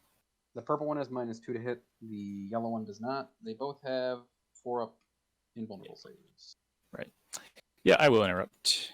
Okay. Down to 0. I'm going to put these 3 into that one, and then the one into the purple. All right. The yellow one is -1 to hit, and the purple one is -2. Yeah. Okay, so the sergeant, 5 attacks, and then 2 guys, another 8, so 13 attacks into yellow. I should probably prep these while I was sitting on the side. Hitting on 3s because of my +1 cancels your -1. Bummer. No rerolls. Wounding on 4s because my +1 still carries over. Okay, 3 wounds go through.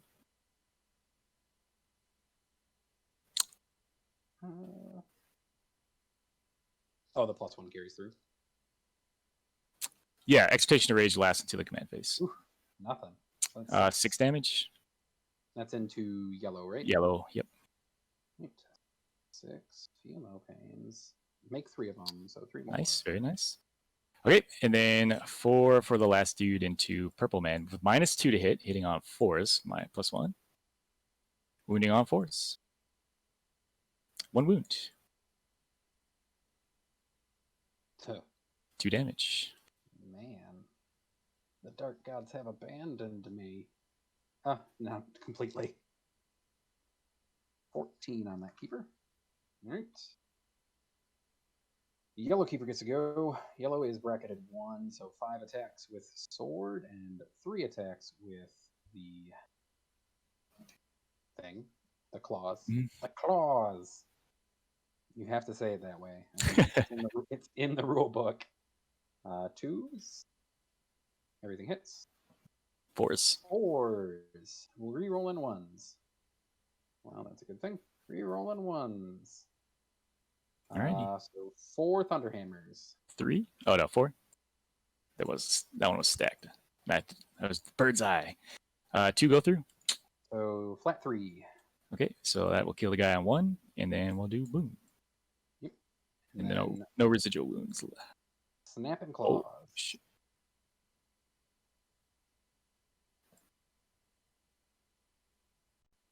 Everything hits. I'm gonna move these white dice out of the way real quick. Sure. Oh, I guess it doesn't work. So wounded on 4s, re-rolling. Yep. Sending me messages from work. All right, 1, no re-rolls. Got him. Flat 3, right? Yep, flat 3. Boom. All right. I'm gonna pop over here to the epitome. Okay. The epitome has 10 attacks. We'll start with 8 for the people who are technically holding the mirror. Hitting on 2s. There's still 9 dice. Am I blind? Yes, I am. Right. Hitting on 2s. Everything hits. Wounding on 3s. All but 1 wounds. That is -2. No big Or deal. minus 1 D2, rather. So 4s. No. They are dead. All right.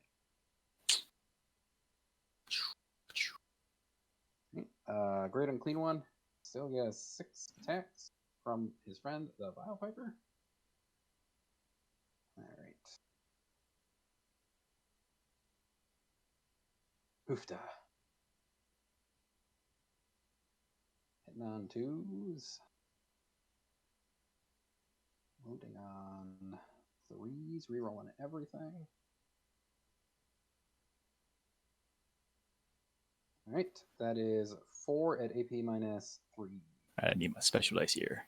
Okay, 2 go through. All right. So that's D6 damage per. All right. 1 at a time, please.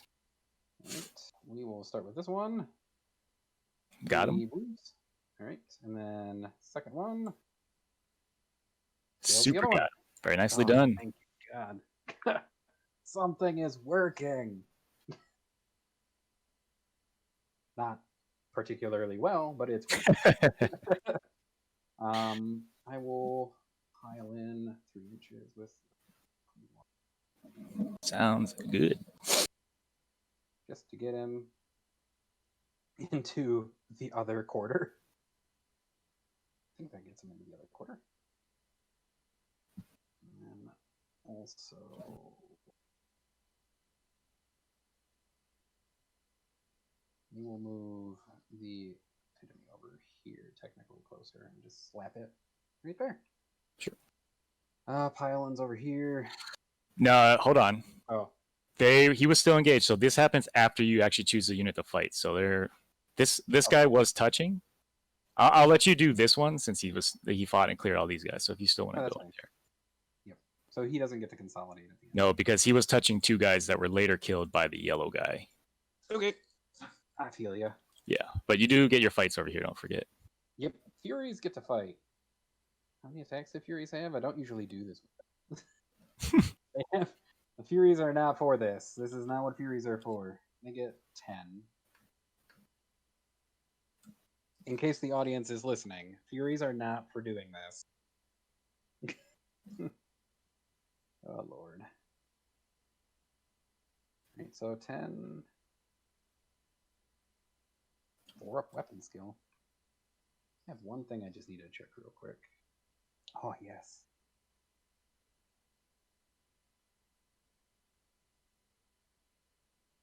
Great. 4s? Strength 4? Yep. So 4 wounds into the Reavers. Okay, AP? Let me double check their stat. Nope. Oh, well, I fail 3 anyway, so 1 dies and 1 wound. 1 takes a wound. Alrighty. Um. So I just get a fight back. Yep. Okay, the sergeant has a combat knife. So he's 5 attacks. Mm-hmm. 3. 3 and 3. 5, 3. Oh, no, I'm missing one here. And So it should be 6, 9. plus, yeah, That should be 14. What the hell did? Oh, I'd have 4 here. That's why. There we go. Okay. Hitting on 2s. Moving on 3s. T3, right? Yep. Oh, come on. Oh, thank you, God. We got 6 wounds for you.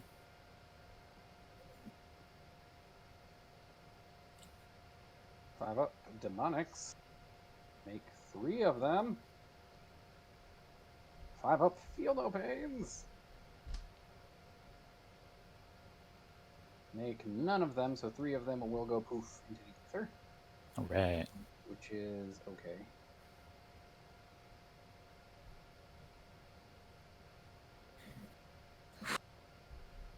Ooh. This is a very tight game. Mm-hmm. I think you have the theoretical strong advantage, though. Yeah, we'll see. It'll come down to how much work I can do these 2 keepers this turn. Okay, morale. Morale for this dude. Yep. Leadership 9. Any no minuses, right? Because you didn't cast that power. Plus 4, 8. Hey, we made Marines past morale. You do owe me some morale on these Furies because you are -2 leadership because my Reavers are very scary. Oh, so they're leadership 4 and they lost 3. So I have to roll 4. Does make 1 run away. And then the guy runs away on a 1 or a 2. Yep. In the box, please. Alright, he stays, which is what I wanted. Staying alive. Staying alive. Nicely done. Well, staying alive. Alright. No other. Alright, so. You got the point for banners. You get 3 for engage, I believe. Wholly within. Yep, 3 for engage. Hold on. 4 quarters, it's 2. Nope. You're just 2 because that guy's within 6 of the center. You punk. Let me. This actually kind of matters, so let's measure it out for real. Because like he there is a chance he's out. So I'm gonna draw a straight line here, and straight line here. It should be the center. He's 5 inches, so it is. I added 2 points. Another 2, so he should be at 4. Round now gets to be scored. Nice. Hold 1 of the senatorial objectives. So I guess Is it in vital ground in your command phase? It's end of turn, I thought. Well, let's double check it. Oh, it's at the end of each of your command phases. You are correct. Yeah. So. I did kill a character, so I get 1 for Oath a Moment. I did fall back at the start of my turn, so I don't get my other point there. It's only 1 for that. Right. I am very mildly perturbed by this. All right. I should have moved the biopiper in for that. That's my fault. All right. It is. Cecil's turn 3. You get. I guess we should mark this. I do get a command point. I'm going to advance to the Assault Doctrine. Surprise. And surprise. I control 2 objectives. You control 2 objectives. Yep. But I do get 10. Yep. Oh, rorty then. So, buffs. Let's take a look at what this charge would be. 8, that'd be a 5-inch charge. That would be a 4-inch charge. Can't afford to re-roll it and fail it though, so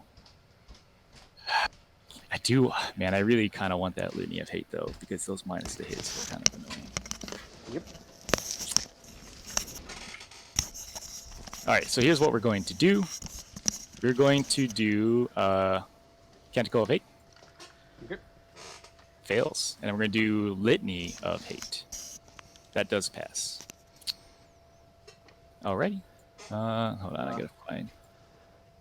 That's on him. Chapter Master buff. I did get my Litany of Hate. He's gonna put Chapter Master on to.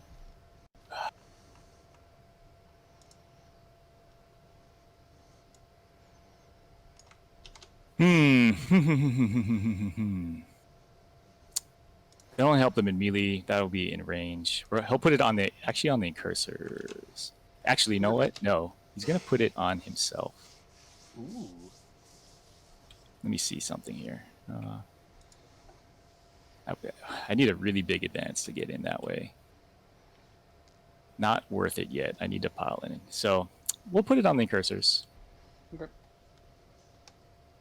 Since I got Litany of Hate off. Does the Keeper of Secrets still count as being combat for the Blade Guard? Yes. Just yellow. Okay. Just the yellow. Just the yellow one. Okay. Okay, yellow. I don't know where I put my little chapter. Oh, duh. It's on the guy that had it last that died. Chapter Master on cursors. Cool. Any other command phase shenanigans? I'm not doing exhortation. I don't think so. It's time for the movement phase. I'm going to spend my 1 CP. These guys are not within 6. Let me just make sure it's when I select them, the move, which I believe it is.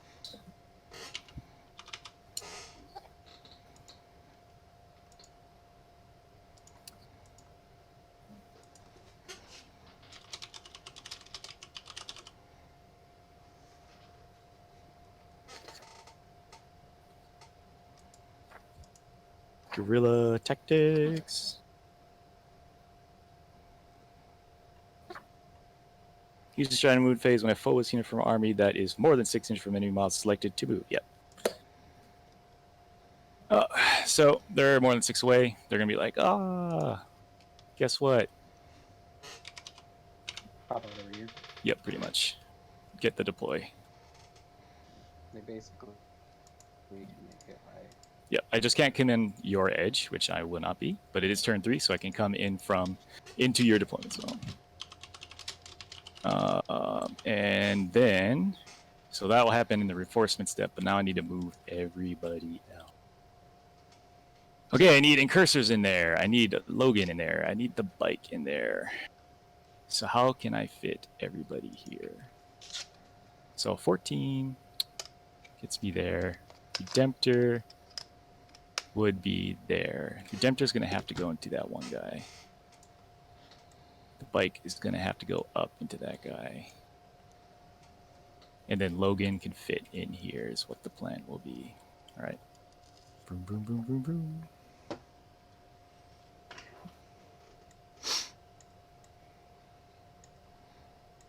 The incursors basically move to be... Oh, wait, no, we don't. Don't be dumb. Don't block. Don't block that charge. Like, I don't know if you want to move there. Your model still has to be able to fit and pivot through. Yeah.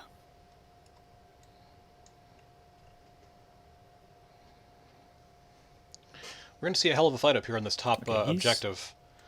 Yes, victory. Even with the Blade Guard veterans coming into this bottom objective, there's a very good chance they're gonna wipe out this contorted epitome, and maybe even the greater unclean one if they spike it hard and So fast, right? direct themselves down that direction. They got that. But I don't think they have enough to get rid of the Nurgling swarms. And 6-inch charge, because... Oh, they're going the opposite way. Never mind. He's forgetting this point, and he's going to come up here to reinforce versus these Keepers of Secrets. Which makes sense, because this is a big fight. If we can knock down these 2 Keepers, you probably there's want really to be not able to a lot of see teeth left over on the Chaos Demon side. Pew, pew, pew, pew, pew. These demons failing their charge versus the Reavers was also super important. Stuck there. Because now they're in a bad position where they can't get rid of the Reavers I have who want to moved commit the action of that finishing the I Scramblers. can. You're both pretty... Oh, not Logan. Duh. Okay. You might want to move him, yes, if you want him to do stuff. I can basically get right in that pocket. Noise. Good old Grimnar coming in for action. Hold on. Santa's got some presents for those keepers. I do have to kind of see this. So he has to charge first. Hold on, I'm gonna do I don't think you can fit. exactly. So let me think about this. I'm just gonna.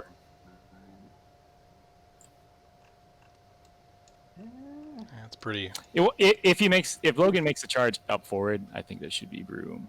Yeah, because Bike Man should make it as well. So I'll kind of just have to risk it. But Okay, I'll just let you know. yeah. I do appreciate it, but I think at this point it's like you just gotta try it. Cool. End of the movement phase. So at the beginning of the charge phase is when I get to heroic, though. No, it's No, charge. It charges the first part of it, and then after that you get order of operations is. Yeah, it's like you do all your charges first, and then what happens is you get crap. It's like the second half of the charge phase is the heroic intervention step. Cool. Making sure. And 9.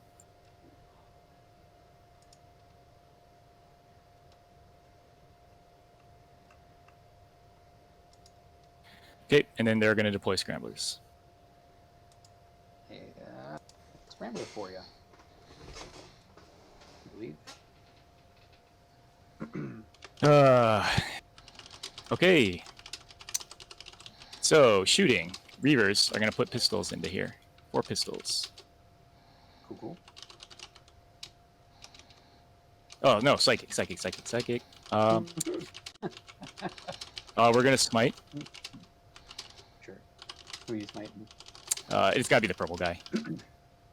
Fails. And then we're going to. No. Okay, fine, whatever. We're gonna hallucinate. It does go off on a 6. This would give you something -1 with an 18. So might as well I'm try. going to deny with the epitome. Sure. Because she gets +1 to deny. She's in 24. Yes. And that succeeds. Okay. No powers for me. That's done. Okay. Let's do. Okay. Now pistols from the Reavers. Yep. Die, Fury, die.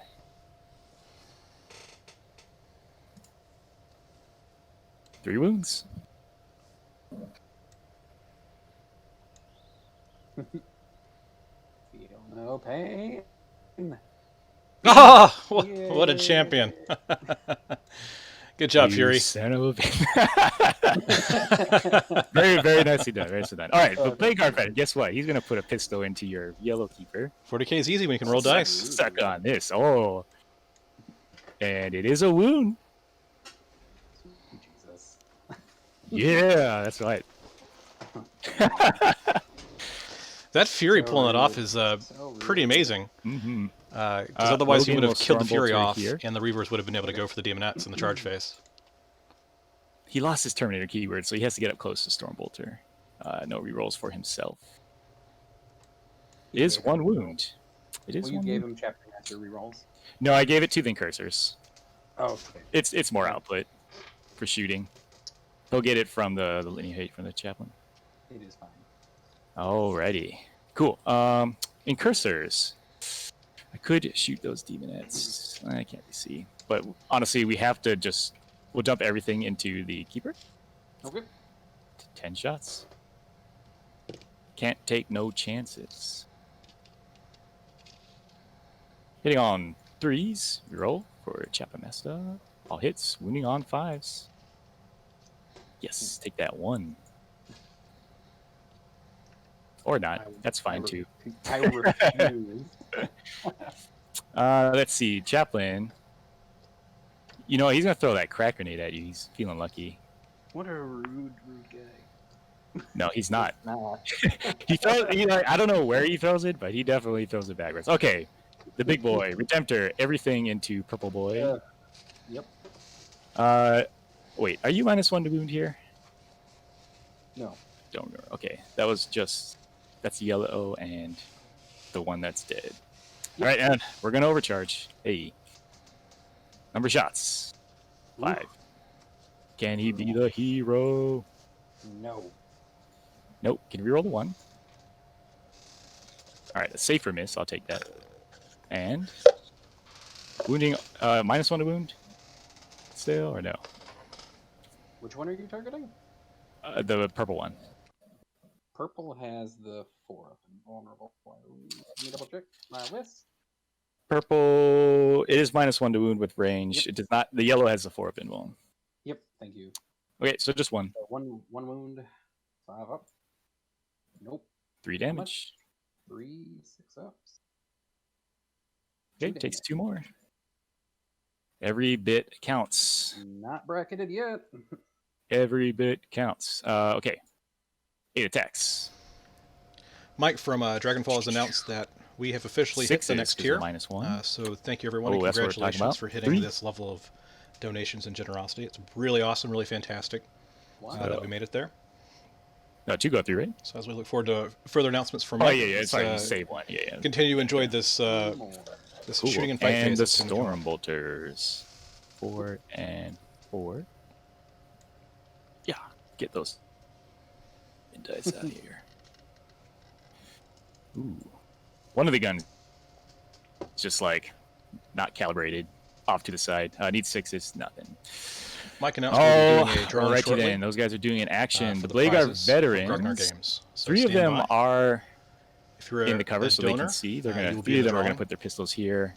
If you're not a donor Actually, and you want to be in the drawing, hurry up and donate. it is less than 6, so the front guy's gonna The throw link a is crack available in the grenade, Discord and they're gonna be crack grenade and 2 pistols. and also so in the the crack Twitch grenade, chat. So hitting on a 3. donate now so you can make sure you're part of that Wounding donation on a from Grognar. 6. Ugh, that doesn't feel good.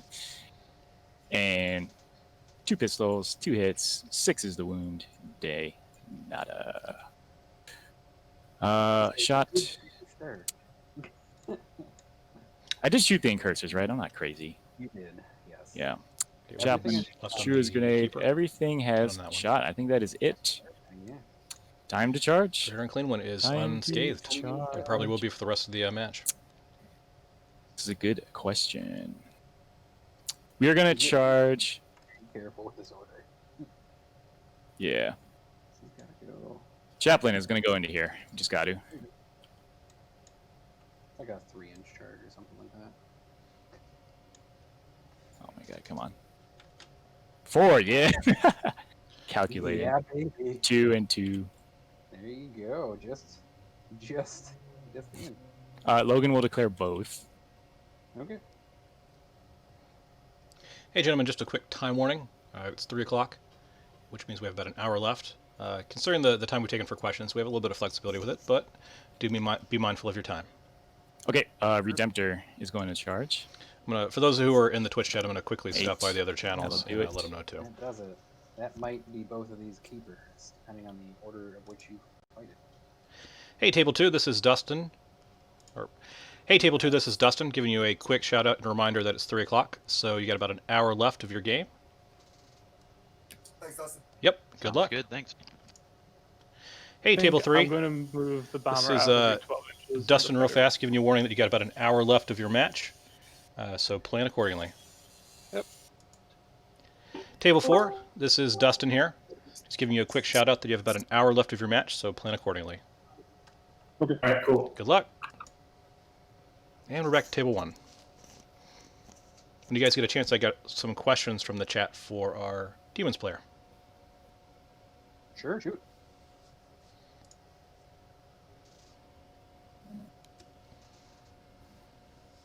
In the chat? In the chat.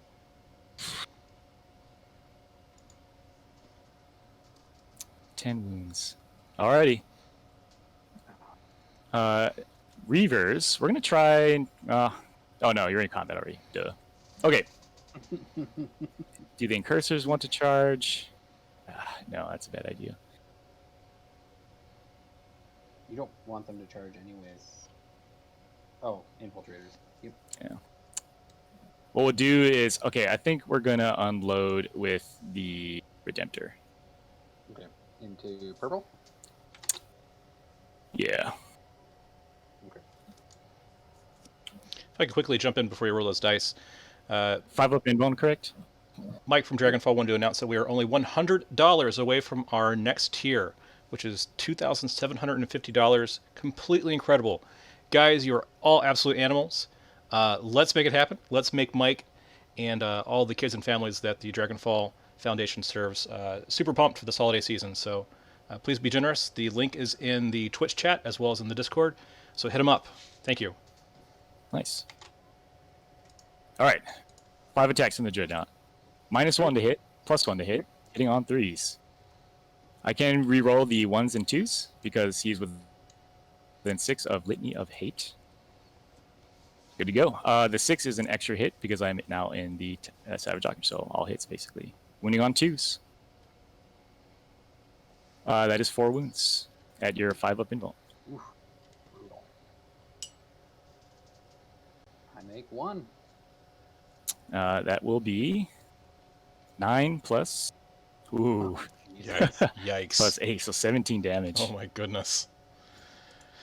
This keeper's about to get yeeted to the moon. But he does have his Philno Pains, which is gonna have to be a lot.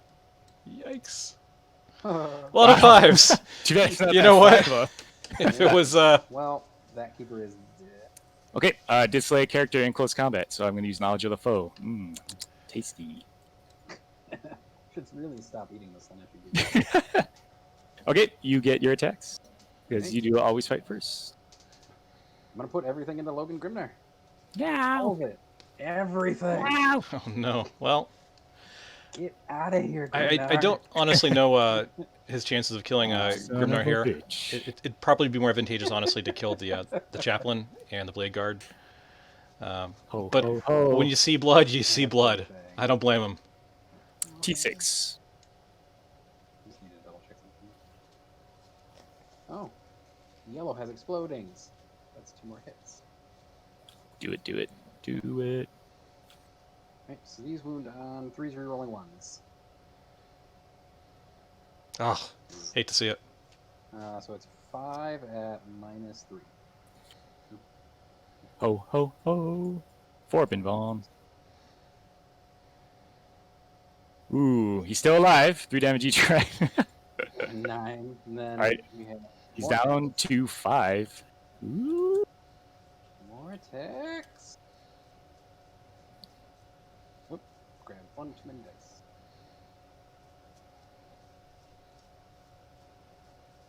Ooh. Okay, that's an Ooh. explosion for one of them, though. Strength.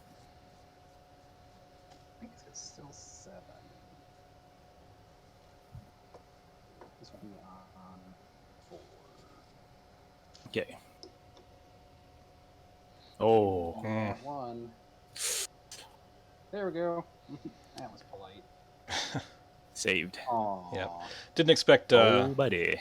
good old Santa Sled to go Well, down to I'm this. pretty sure this keeper is gonna die, but that's fine. Yeah.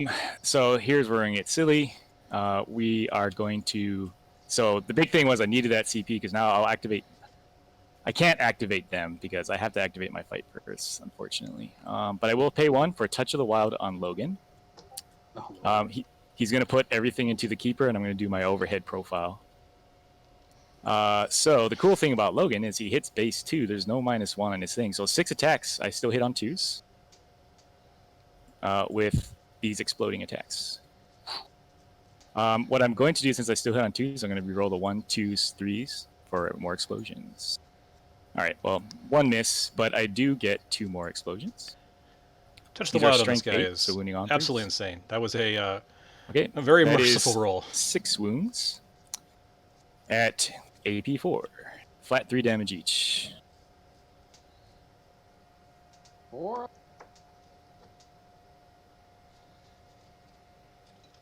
Flat 3 damage, you said? Good roll overall. This keeper is gonna possibly make it through this Might phase. survive. Keeper will survive. And then he's got his mount attacks. Oh, Lord. They're just damage 1, though. So hitting on 2 still. One would explode, but I'm going to re-roll these 1, 2s, and 3s to get fish for those extra explosions. There we go. 2 1s, but the 4s turn into extra hits, the 5 turns into extra hits, and the 6 turns into 2 because of Touch of the Wild and Savage Fury. Wounding on 5s, though. Just two. with two. Feel the pain. Nope. So where are we at? 2 wounds left. All right. Hopefully Chaplain will get him. Okay. The Blade Guard are going to activate. He is closer. Epitome might be closer on this side. 9.3. Yep. Oh, yeah, they still get to activate because they charge. That's right. Yep. But they're just going to move forward to get into the center. So 3 and 3 is basically they're going to move their 6. So I just want to be in the center here. And then what I could do is I'll string a little bit more as a shield. Okay. Can the Chaplain bust him up? 4 attacks. 5. The 6 is an explosion. He hits on 2s, +1 hits on 1+, so cancels out to 2+. Okay. So the extra 1 just from the hit, so all hits. Wounding on 5s though. Oh, that is 2 mortal wounds. In addition, for Benediction of Fury 8, and then 3 saves. We'll just do the 2 mortals first. 5 ups, because they're mortals and not regular wounds. And down. Gone anyway. Boom. That is 3 keepers. Okay. And then non-chargers, you get to activate first. Yep, 2 guys. And by 2 I mean 1, and by 1 I mean 2 attacks. And he does not hit, so. Do you want me to roll for the Reavers, or you just want to pick them up? Yeah, I'll just pick him up in just a second. Alright. Actually, just roll for it because he's at a 5 up. Might as well try to see if he stays there. Sure. Okay, so still 4 attacks, no shock assault there. 2, and 2. Hitting on 3s. 6 turns into explosion. And 3s. Wow. Alright.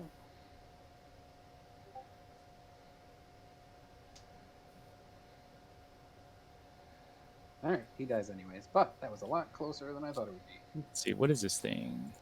Yeah, it actually, honestly, that was closer than I thought too. What are the traits? Is this defensible? It's the same as the other one. So it's defensible, difficult ground, breachable, and dense cover.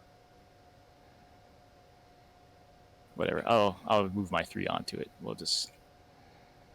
Yeah. Come on, Demonettes, bring it. Bring it. Not sure 100% what the path to victory will be at this point, actually. But I think that is the end of the turn. Right. So everything died. I get 2 more assassinates. Yep. I finish my deploy scramblers. Yep. And that is it. I am holding 2 objectives. That Phobos is on there. Good job. He's just like, please don't hurt me. I get a point for banners. And I get 3 points for Vital Ground. And command point. Yeah, I am not sure there is a good way to win this at this point, but we will see. Yeah, losing those Keepers of Secrets is pretty rough for Nathan at this stage. Starting with 3, those were easily his biggest hammer, and the Greater Unclean one is so isolated down here. There really isn't much left for it to do. It's not as slow as one would think it is, but it is still quite slow, and I don't think it'd be relevant for any future combat. At this stage, I think the only thing that Nathan can do is continue to hold these points as he's doing, continue to hold this point as he's doing, and make some sort of play to go for this backfield objective that's very poorly held. Right now, Logan is an absolute monster, and getting anywhere near him with any of his units is just absolute suicide. Nathan really has to play for simply just primaries, of which he's already down, and hopefully continue to score vital ground in this back objective. At this point, I would agree with Nathan that the battle is most likely lost, but if he has some big psychic phases that come through, and he can whittle things down, and take this point for such a and hold it more of his block for a couple of turns, and have the hold kind more of bouncing around in there on battle round 4 and 5, He could still come in there, but that would require a lot of a lot of mortal wounds coming on these Blade Garvets, and for Logan and the Dreadnought to not do what we would expect them to do. But he still has these Demonettes here. I'm trying to think through where should these Demonettes go. The obvious choice here is to get rid of these Reavers. That way they can't come down here and menace the backfield objective. We are now close enough that I can just But it's certainly tempting to send them, straight YOLO and go for the incursors that are in the center objective as well. But then you have the Alright. absolute onslaught of heroically intervening 3-inch to 6 inches Space Wolves that slap you back and get rid of you. But you can see how the contorted epitome is coming in as best it can to first we get this to point. do psychic shenanigans. Oh no, I gotta move somebody. What am I doing? Yeah, no worries. Nathan, come on. Move them. Basically there.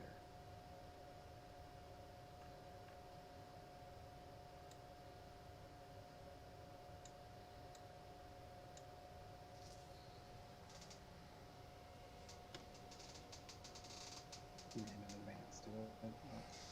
That should be close enough to just get them in 3. Okay. I have a CP. When you get a chance, Nathan, we have a question from the chat for you. Sure, shoot. So one of our people in the chat asks, how do you feel about the greater demon composition you went for in this tournament? He's also interested in running a greater demon army himself, but currently only owns a greater unclean one. He asks if Keeper of Secrets seem like a great choice at 3, or can it be done with less? So, 3, you can do it with 2. I've done it with 2 and a Lord of Change. I did a practice match like that with another person in this tournament last weekend before changing the list prior to submission. And that was with a Lord of Change, 2 Keepers. And the Lord of Change, when you exalt it, can become a very tough board presence unit. It doesn't necessarily do a ton of stuff. The Keepers tend to put out more damage per oof, but Lords of Change can get buffed up quite nicely with exalted traits. So if you give them a 6-up Feel No Pain with an exalted trait, and then a 3-up Invulnerable save through the Relic Robe, then you can give them a -1 damage Warlord trait, so they become almost impossible to kill at that point, between Gaze of Fate for free rerolls and other shenanigans. So you don't really need 3. Honestly, with this list, I'm actually going to go even further and take a named Keeper of Secrets. Celeste is a very nice force multiplier, because then all those ones that people have seen me roll get to get re-rolled when you have Celeste nearby. And Celeste themselves has a 20 total attacks, essentially, because they get a fight twice. So you don't have to, but Keepers are extremely fast. You definitely don't need 3 like I do. Yeah, I 2 totally is agree with the number, Celeste. though. Celeste is a really incredible scalpel, and I was seeing her pop up in a lot of 8th edition lists before detachment changes happen, where she was just a great pick to just toss on top of a normal Chaos list, because they did so much. But to your point, the Keeper of Secrets is also a great pick as well. 2 Keepers is probably plenty for most lists, especially if you don't want to buy 3 of them because they're quite expensive. Yeah. But yeah, the Lord of Change is actually pretty awesome. But it's a very different game plan. You use him almost the same way you do in AOS, where he's kind of like a machine gun, just spitting out mortal wounds and flying around and buffing stuff up, while the Keepers are very much just kind of, what you see is what you get. You're just going to toss them with the line, do a ton of damage, and hope they can make their invulns. Yeah, that's basically all it is. I mean, you also have to be careful not to use your Impossible Rogue reroll. But yeah, Celeste is in the updated version of this list that I'll be testing moving forward. If people are interested, they can send me a message and I can send them that version of the list. Sounds good. Thanks, Nathan, and good luck on the rest of the turn. Thank you. Okay. I just consolidated the Nerdlings before starting my second phase. Now we'll start the second phase. So she can do a smite into the Phobos Librarian or into them. A very odd question to ask myself. I'm gonna throw a smite from. Oh, yeah, psychic. So I'm gonna throw the first smite from the Great Unclean One, Brian, into the Blade Guard veterans. I'm not sure if I lost Brian or not. It's muted. Yeah, you're good to go. Okay. First smite. I'll keep it. It's fine. Let's see how many wounds I take. 1. Feel no pain. Pass it. So, yay. D6 wounds on the Blade Guard squad. Last time I rolled a 2 and made myself very sad. Mm-hmm. This time I rolled a 6. All right, that is 2 bases. Let's see. Let's see.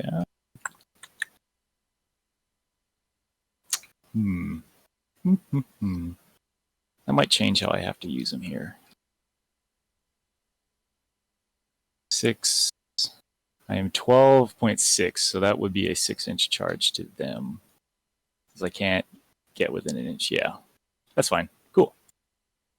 Nicely done. What a boss. Finally, a smite.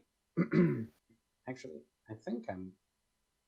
You can't now see. I'm not. You can't see through the rune because it's obscuring. Oh man.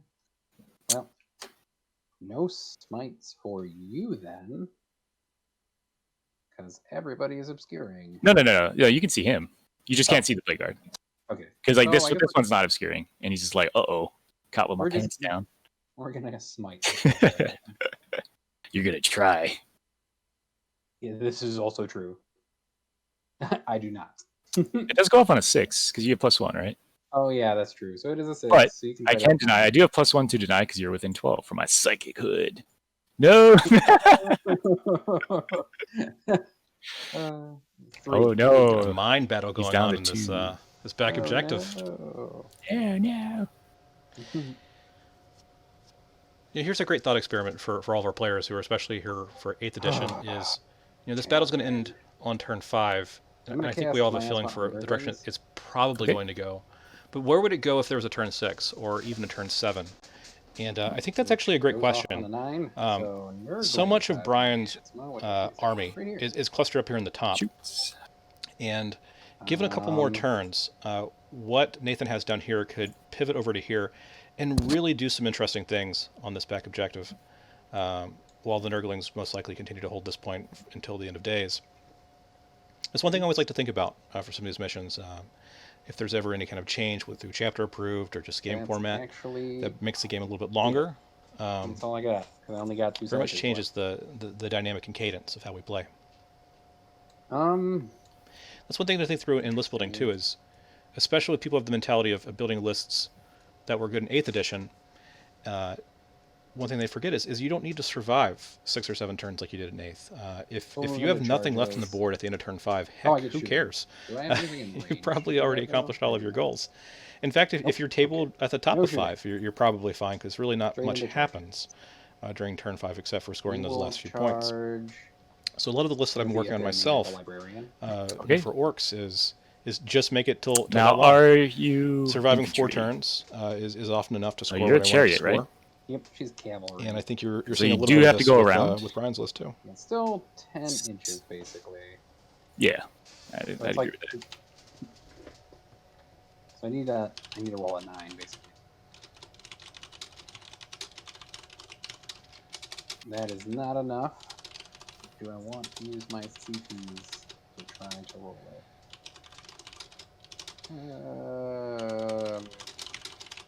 No.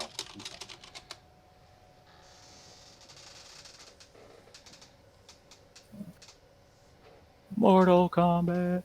The demonettes are going to go next. They're going to go into those reavers in the trees. I'm indefensible, so I'm going to set to +1 to hit, which won't do anything for me.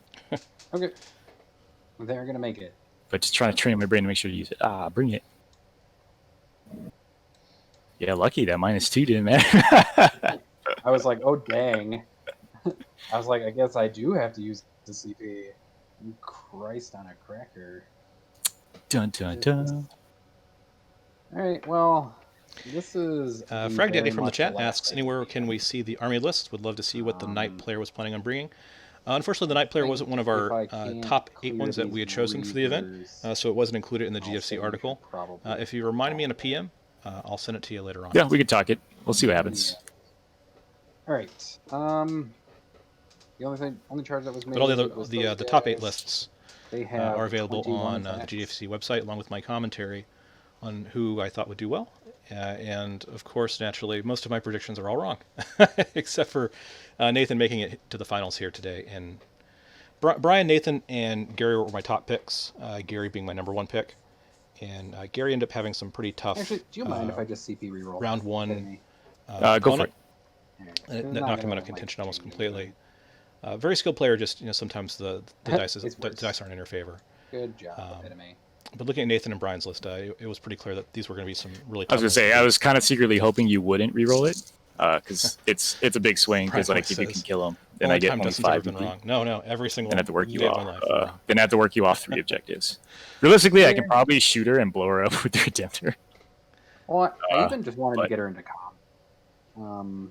And then, in theory, consolidating like away from things is kind of nice. If I could jump in on you guys real quick before you roll those dice and make the amazing announcement that officially this event has passed the $3,000 bonus tier mark for the Dragon-Fall Foundation's event. Absolutely floored by all of your generosity.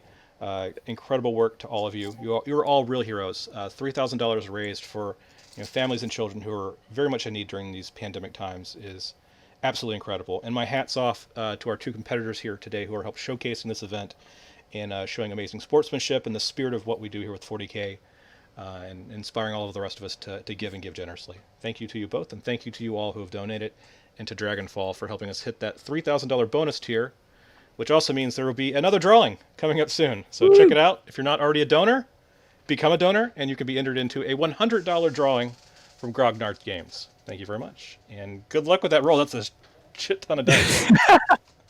Good luck to me, right? Well, I don't think you need it. Fuck those guys. Excuse me. I will say, but echo what Dustin said. Thanks to everyone. You can go ahead and roll, but thanks to everyone. The community is always so impressive in this game, and how awesome you guys are. So thank you again. Yep. Woo. This community is great. And now you're gonna roll all those 1s, 2s, and 3s and 4s.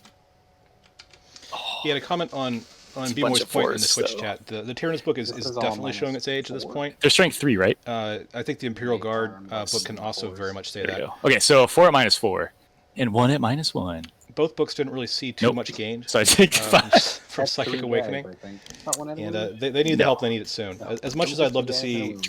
Orcs receive the next Xenos book, I honestly do hope that it's going to be Tyranids. Okay, Coming up I'll to the end of fight the you year. back.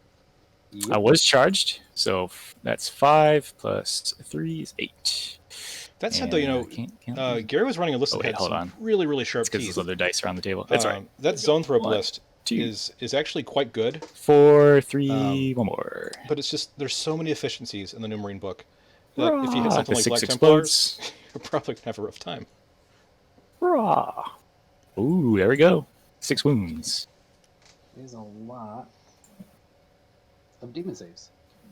Make 3 demon saves. All right. So Oh, 3 bad. do go away. Demon out. Okay. No. There are no minuses for leadership here, right? On the reavers. No, it's just 2 for dying. Cool. But I'm leadership 8, so I cannot fail it. Cool. Hey, and then you are -2 leadership because we're scary reavers. Oh lord. What Yeah. am I at? The Blade Guard are leadership 9, so they cannot fail either. Oh, not 2d6 even. Oh, we're okay.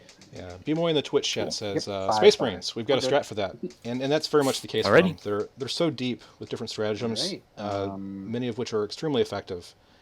And you have game changers. End of... Oh, go ahead.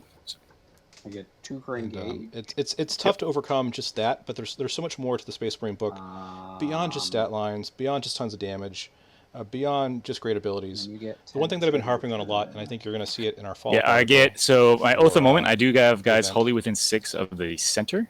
So I get 2 for that.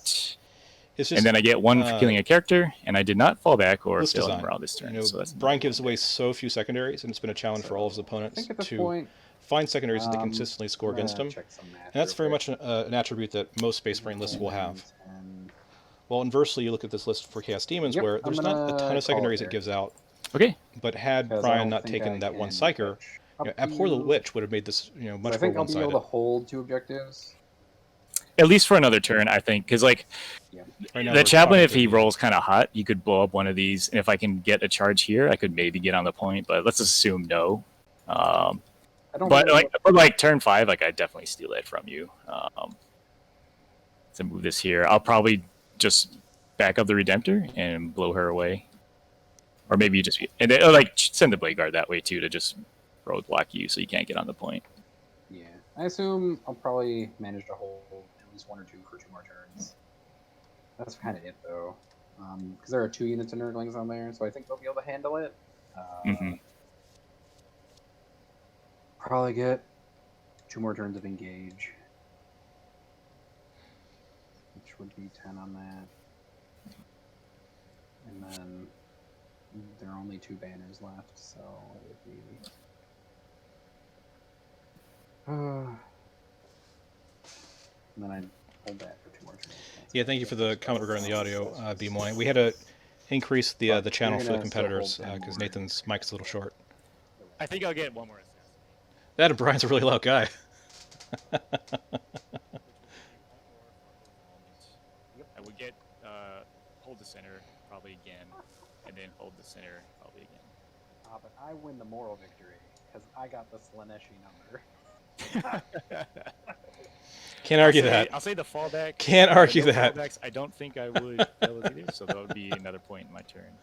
Ayo. In turn 4 and then turn 5. So solid 84-point victory for you. Ugh. 74, since technically they're not painted. Okay. Well, 74 or 59. To report to this. Yeah, report it to this. I can do it. Yeah. Yep, I'm watching your final counting right now, guys. Good job to both of you. Congratulations to Brian, as well as Nathan for a very hard-fought battle. That was definitely, I was sweating that whole time. Yeah, absolutely. So we got a little time before the other 3 tables have to start turning in the results. You guys want to do a little post-game show? Yeah, I'd love to talk through this with Brian a bit. Yeah. So first, before we jump to one of my favorite topics, which is MVPs, LVPs. First, I want to talk to you. What did each of you think was the pivot point for this match, where the game was decided? I kind of have a feel for it myself, but I want to hear it from your perspectives. So let's start with you, Nathan. What did you think was the big turning point for you, and then we'll go over to Brian. So first, I'm just gonna say this is at like 8 months of playing competitive 40k, so I may get the pivot point and wrong. So Brian, I'm probably gonna lean on you for it a little bit, but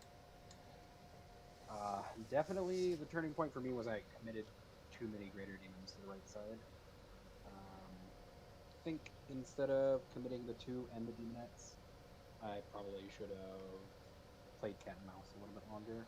So honestly, when I got all the Greater Demons essentially lined up in front of Brian with the 2 depleted spots Demonettes, I think that was the real pivot point here. Because it was basically me leaning into 1 combat going well, and that did not work out. Yeah, I totally agree that was definitely a big part of it. The positioning of the Greater Demons was super important, and I think dictated what Brian's moves would subsequently be in each of the turns. And there were times where the Greater Demons did exactly what you wanted them to do, but there were critical points where they didn't show up in the way that I think you hoped. That transhuman stratagem use was hyper critical for all of your choices that came afterwards. But let's toss it over to Brian. What did you think was the pivot point for this match that changed how things laid out? Yeah, I think it was a series of events that cascaded just a little bit. Obviously, you pointed out the transhuman over here with the infiltrators. Them surviving basically giving me the 10 did put me in a strong advantage, right, to basically sort of control the rest of the pace of the game. I would say my overall game plan, though, was really I did want to have him commit some demons to one side and then sort of push up the other was really the goal. So I kind of want to leave this like left flank here, just make it look like, oh, not really trying to do anything here. But I had my super strong units, my Blade Guard right here in the center, right? So I could actually direct them either way to match which way he was going. And then I knew once he like, and then the early deploy for me here forced all his Nurglings here, and I was like, all right, Thunderwolf Cavalry, just get in there and remove Nurglings, right? That's their whole job, and just jam up this side. And basically, once I saw the greater D, like big chubby boy, right, the great and clean one, I knew if I could bait him this way, after I move up this way, I could ignore him for like the rest of the game. Was really the plan. And then the keepers, right, they're probably not going to come this way to all that shooting I had laid out. They're probably going to circle around this way, following the great and clean one. And then if they start running over, I can start hacking at them piecemeal and really take them down. And then it's just like, okay, I have to space my troops to absorb the hit, because I can counter assault and really do kill them, because like Space Marines just put out so much damage. So really, once that first Infiltrator Squad living, giving me that 10 points on the primary for the first win, that was big.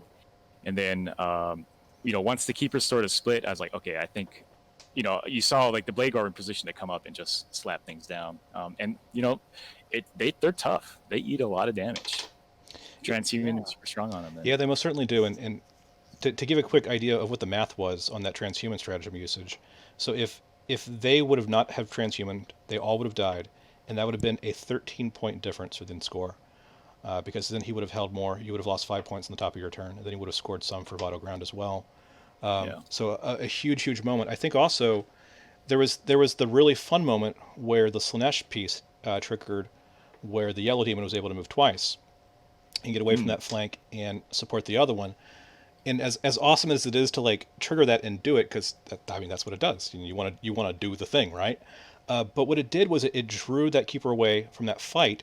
That way you had a lot less fearsome monsters over there, preventing you from really committing to that side. Had that other keeper been there to potentially heroically intervene or be kind of gumming up the works and making you choose more carefully which way you came in, it maybe could have been a different fight. It's hard to say, because you definitely had a lot of teeth on the table up there. Another big one for me was those Demonettes not being able to charge your guys in the backfield, allowing you to get that last deploy Scramblers. Because again, there's another 10 points right there. And just those little bits, just over the course of the game, kind of influence the final outcome. Because I think, looking at the board now, it looks like it was a pretty good win for the Space Wolves, but it was actually a lot closer than you think, especially between 2 and 3. If I don't get first turn, I think the game is also way different. Yes, definitely. That was definitely a big thing to it. I will say one advice to like the Space Marine players out there: when you're fighting these like big things that have like really high quality attacks, anything to lower the variance on the performance. So minuses the wound, minuses the hit are really big, because they don't have like rerolls to support. So I don't know if you saw on the Nightbringer yesterday, but giving little -1s a hit or like feeding stuff that I can transhuman just can roadblock these big models. And that's some strategy you want to kind of rely on, just your basic core troops, especially now that transhuman is just 1 CP on 5 models and under.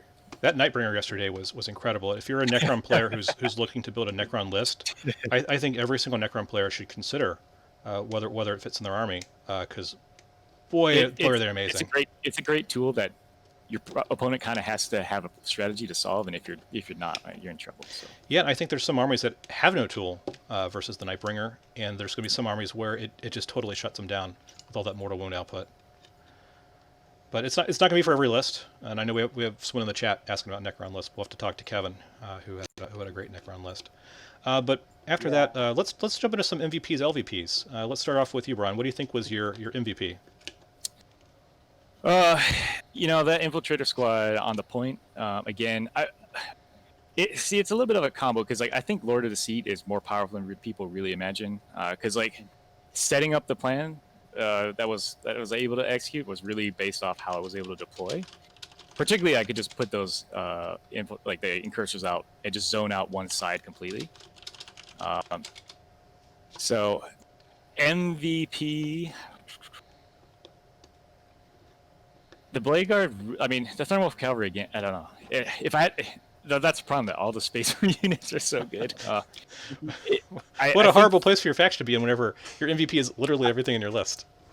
Yeah, the Thunderwolf Cavalry once again just coming in and being able to remove that many Nurglings, and then surviving the Great Unclean One enough so that I could blow up that last squad to give me the point. If I had to pick one thing, that was it. Just because it set the rest of the army up on the right foot. Yeah.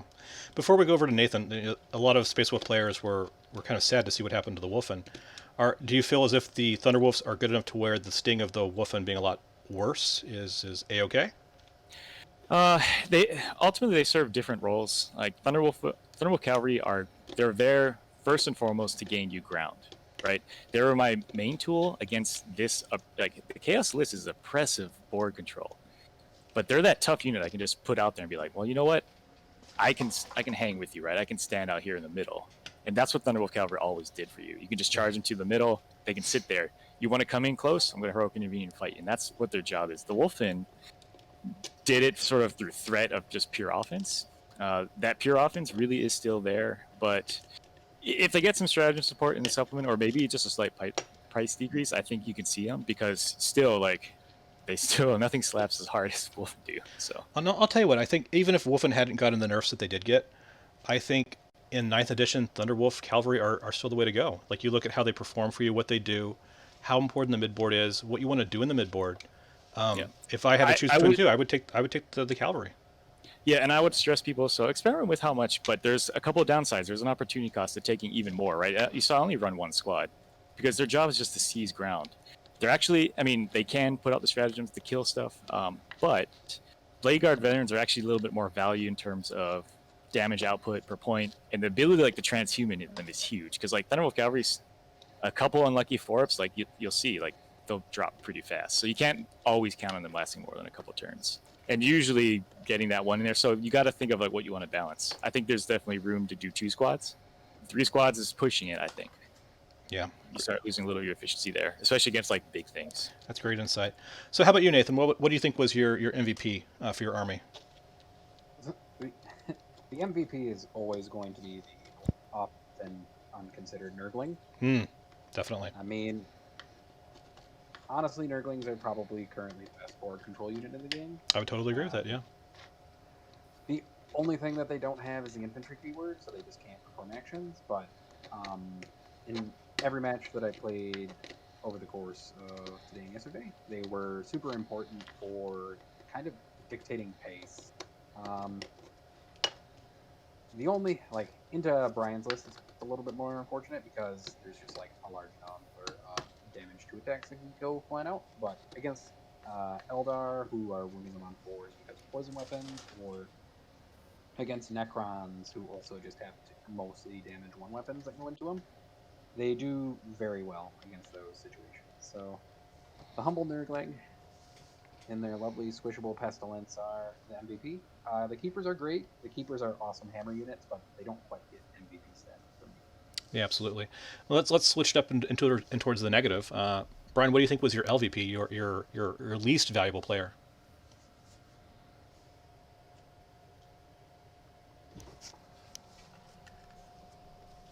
Still there, Brian? I can just go. Oh, sorry. I'd say overall part of the tournament, again, everything kind of performed its role well. I think one subtle thing is the Phobos Librarian was a little bit of experiment. I really like the psychic powers, like psychic support, but the 18-inch range that I'm finding is a little bit limited, and it's a little harder to set up some of these like grand scheme tricky plays I had in my mind working out. Yeah, I totally agree. You weren't privy to it for most of the Twitch chat, but I was dunking on that poor Primaris Psyker the entire time of why would you put this guy on your list? If you had a Pour the Witch, you would just be, scoring so many points against all these different lists. And I from a read it, but secondary you see, like I perspective, don't yeah. have my army is designed to score other secondaries. Yes, So yes. it is a big downside giving up that possibility, but I do gain the ability to deny key powers, which I think is really handy. And I do make other psychic armies nervous to take the psychic secondaries, which they could just sit in the middle and cast all day. That is a good point. My worry though for 9th edition, as it's kind of a trade-off, 6 in one hand, 6 in the other, or whatever, half a dozen in the other. So am I flabbergasted? I have ideas how I want to change the list going forward, and unfortunately I think he's taking the cut. Yeah, fair enough. That's fair enough. How about you, Nathan? What do you think was your least valuable player? So I really wanted to test Furies in this tournament because they did reasonably well, but Furies didn't do anything. Yeah, So, I would agree with that. Yeah. And that's why they're getting pulled out of the list moving forward. I think if you had some way to have one other unit that was able to deep strike and come in later in the game, like one thing I kept putting out to the Twitch chat is that Brian's home objective was actually pretty sparsely defended, and if you had something that could have came in there just out of the shadows and tried to score it, how impactful that could have been for changing the tide for the primary scoring. Yeah, the Furies unfortunately just didn't get it done. Yeah, so for me, they're being replaced by Celeste. By Celeste, good God, I don't want to fight your front line with that. Yeah, so basically I'm pulling them out and doing a few other little changes. I'm taking out some Nurglings. I don't need 20. Mm-hmm. They actually become kind of an inconvenience for themselves at 25 models. Sure. But yeah. Just like spatially? Yeah, just spatially. And like a close second place for least useful model was kind of the contorted epitome. Mm-hmm. Didn't use her quite 100% as well as I probably should have, but... And she actually is decent in combat. Yeah, she dunked on those Marines on that that side objective. Yeah, but she doesn't quite 100% pull her weight yet. Yeah. So I'm going to keep her in the list and test her a few more times before, like, giving her a kick out the door. But, so yeah, definitely Furies. The only challenge that I ever have is, like, I don't want to necessarily dump in a Bloodletter Bomb or anything like that. Mm-hmm. It's just too hard in some ways. Like, I could have outflanked a Demonite unit, but I may have overcommitted to my backfield to keep Brian out of it, and maybe I should have dumped the 2 Fury units actually into outflank and then outflank them into the sides on turn 3.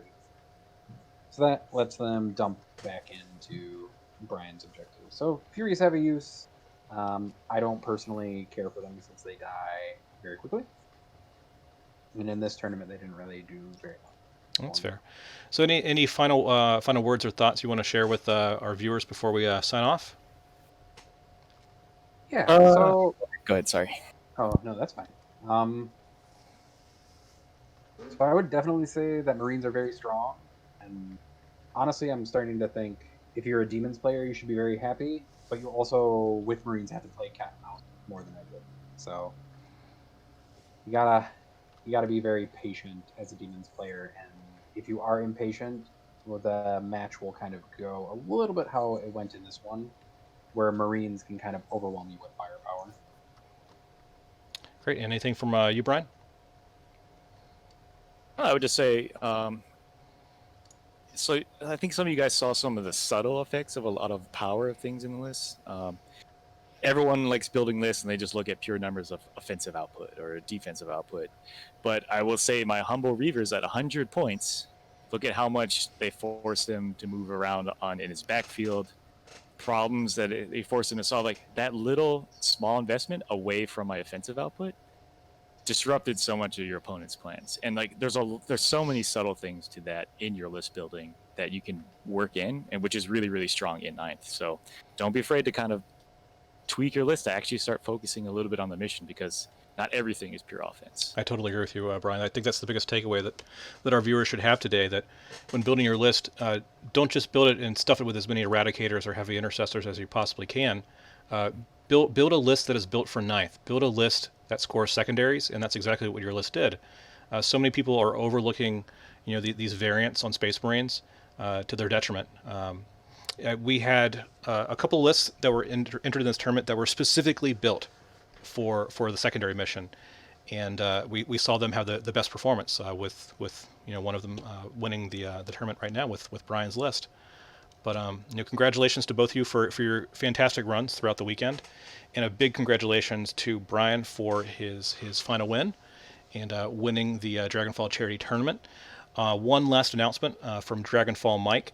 We have successfully cleared $3,500. Oh my gosh, that's insane. You guys are all amazing. This event was a huge success for the charity, and you have the utmost appreciation and heartfelt thanks for absolutely everyone at GDFC. I look forward to writing up the next article, the post-game event article, and talking a little bit about some of the things we've learned from this. So stay tuned on to the GDFC website for more information on that. And feel free to also hit up the Dragon-Fall Charity if you haven't already. give them some donations because they're very much deserving. And once again, we appreciate you all, and thank you to our competitors. And with that, we're going to sign off for the night. Good night.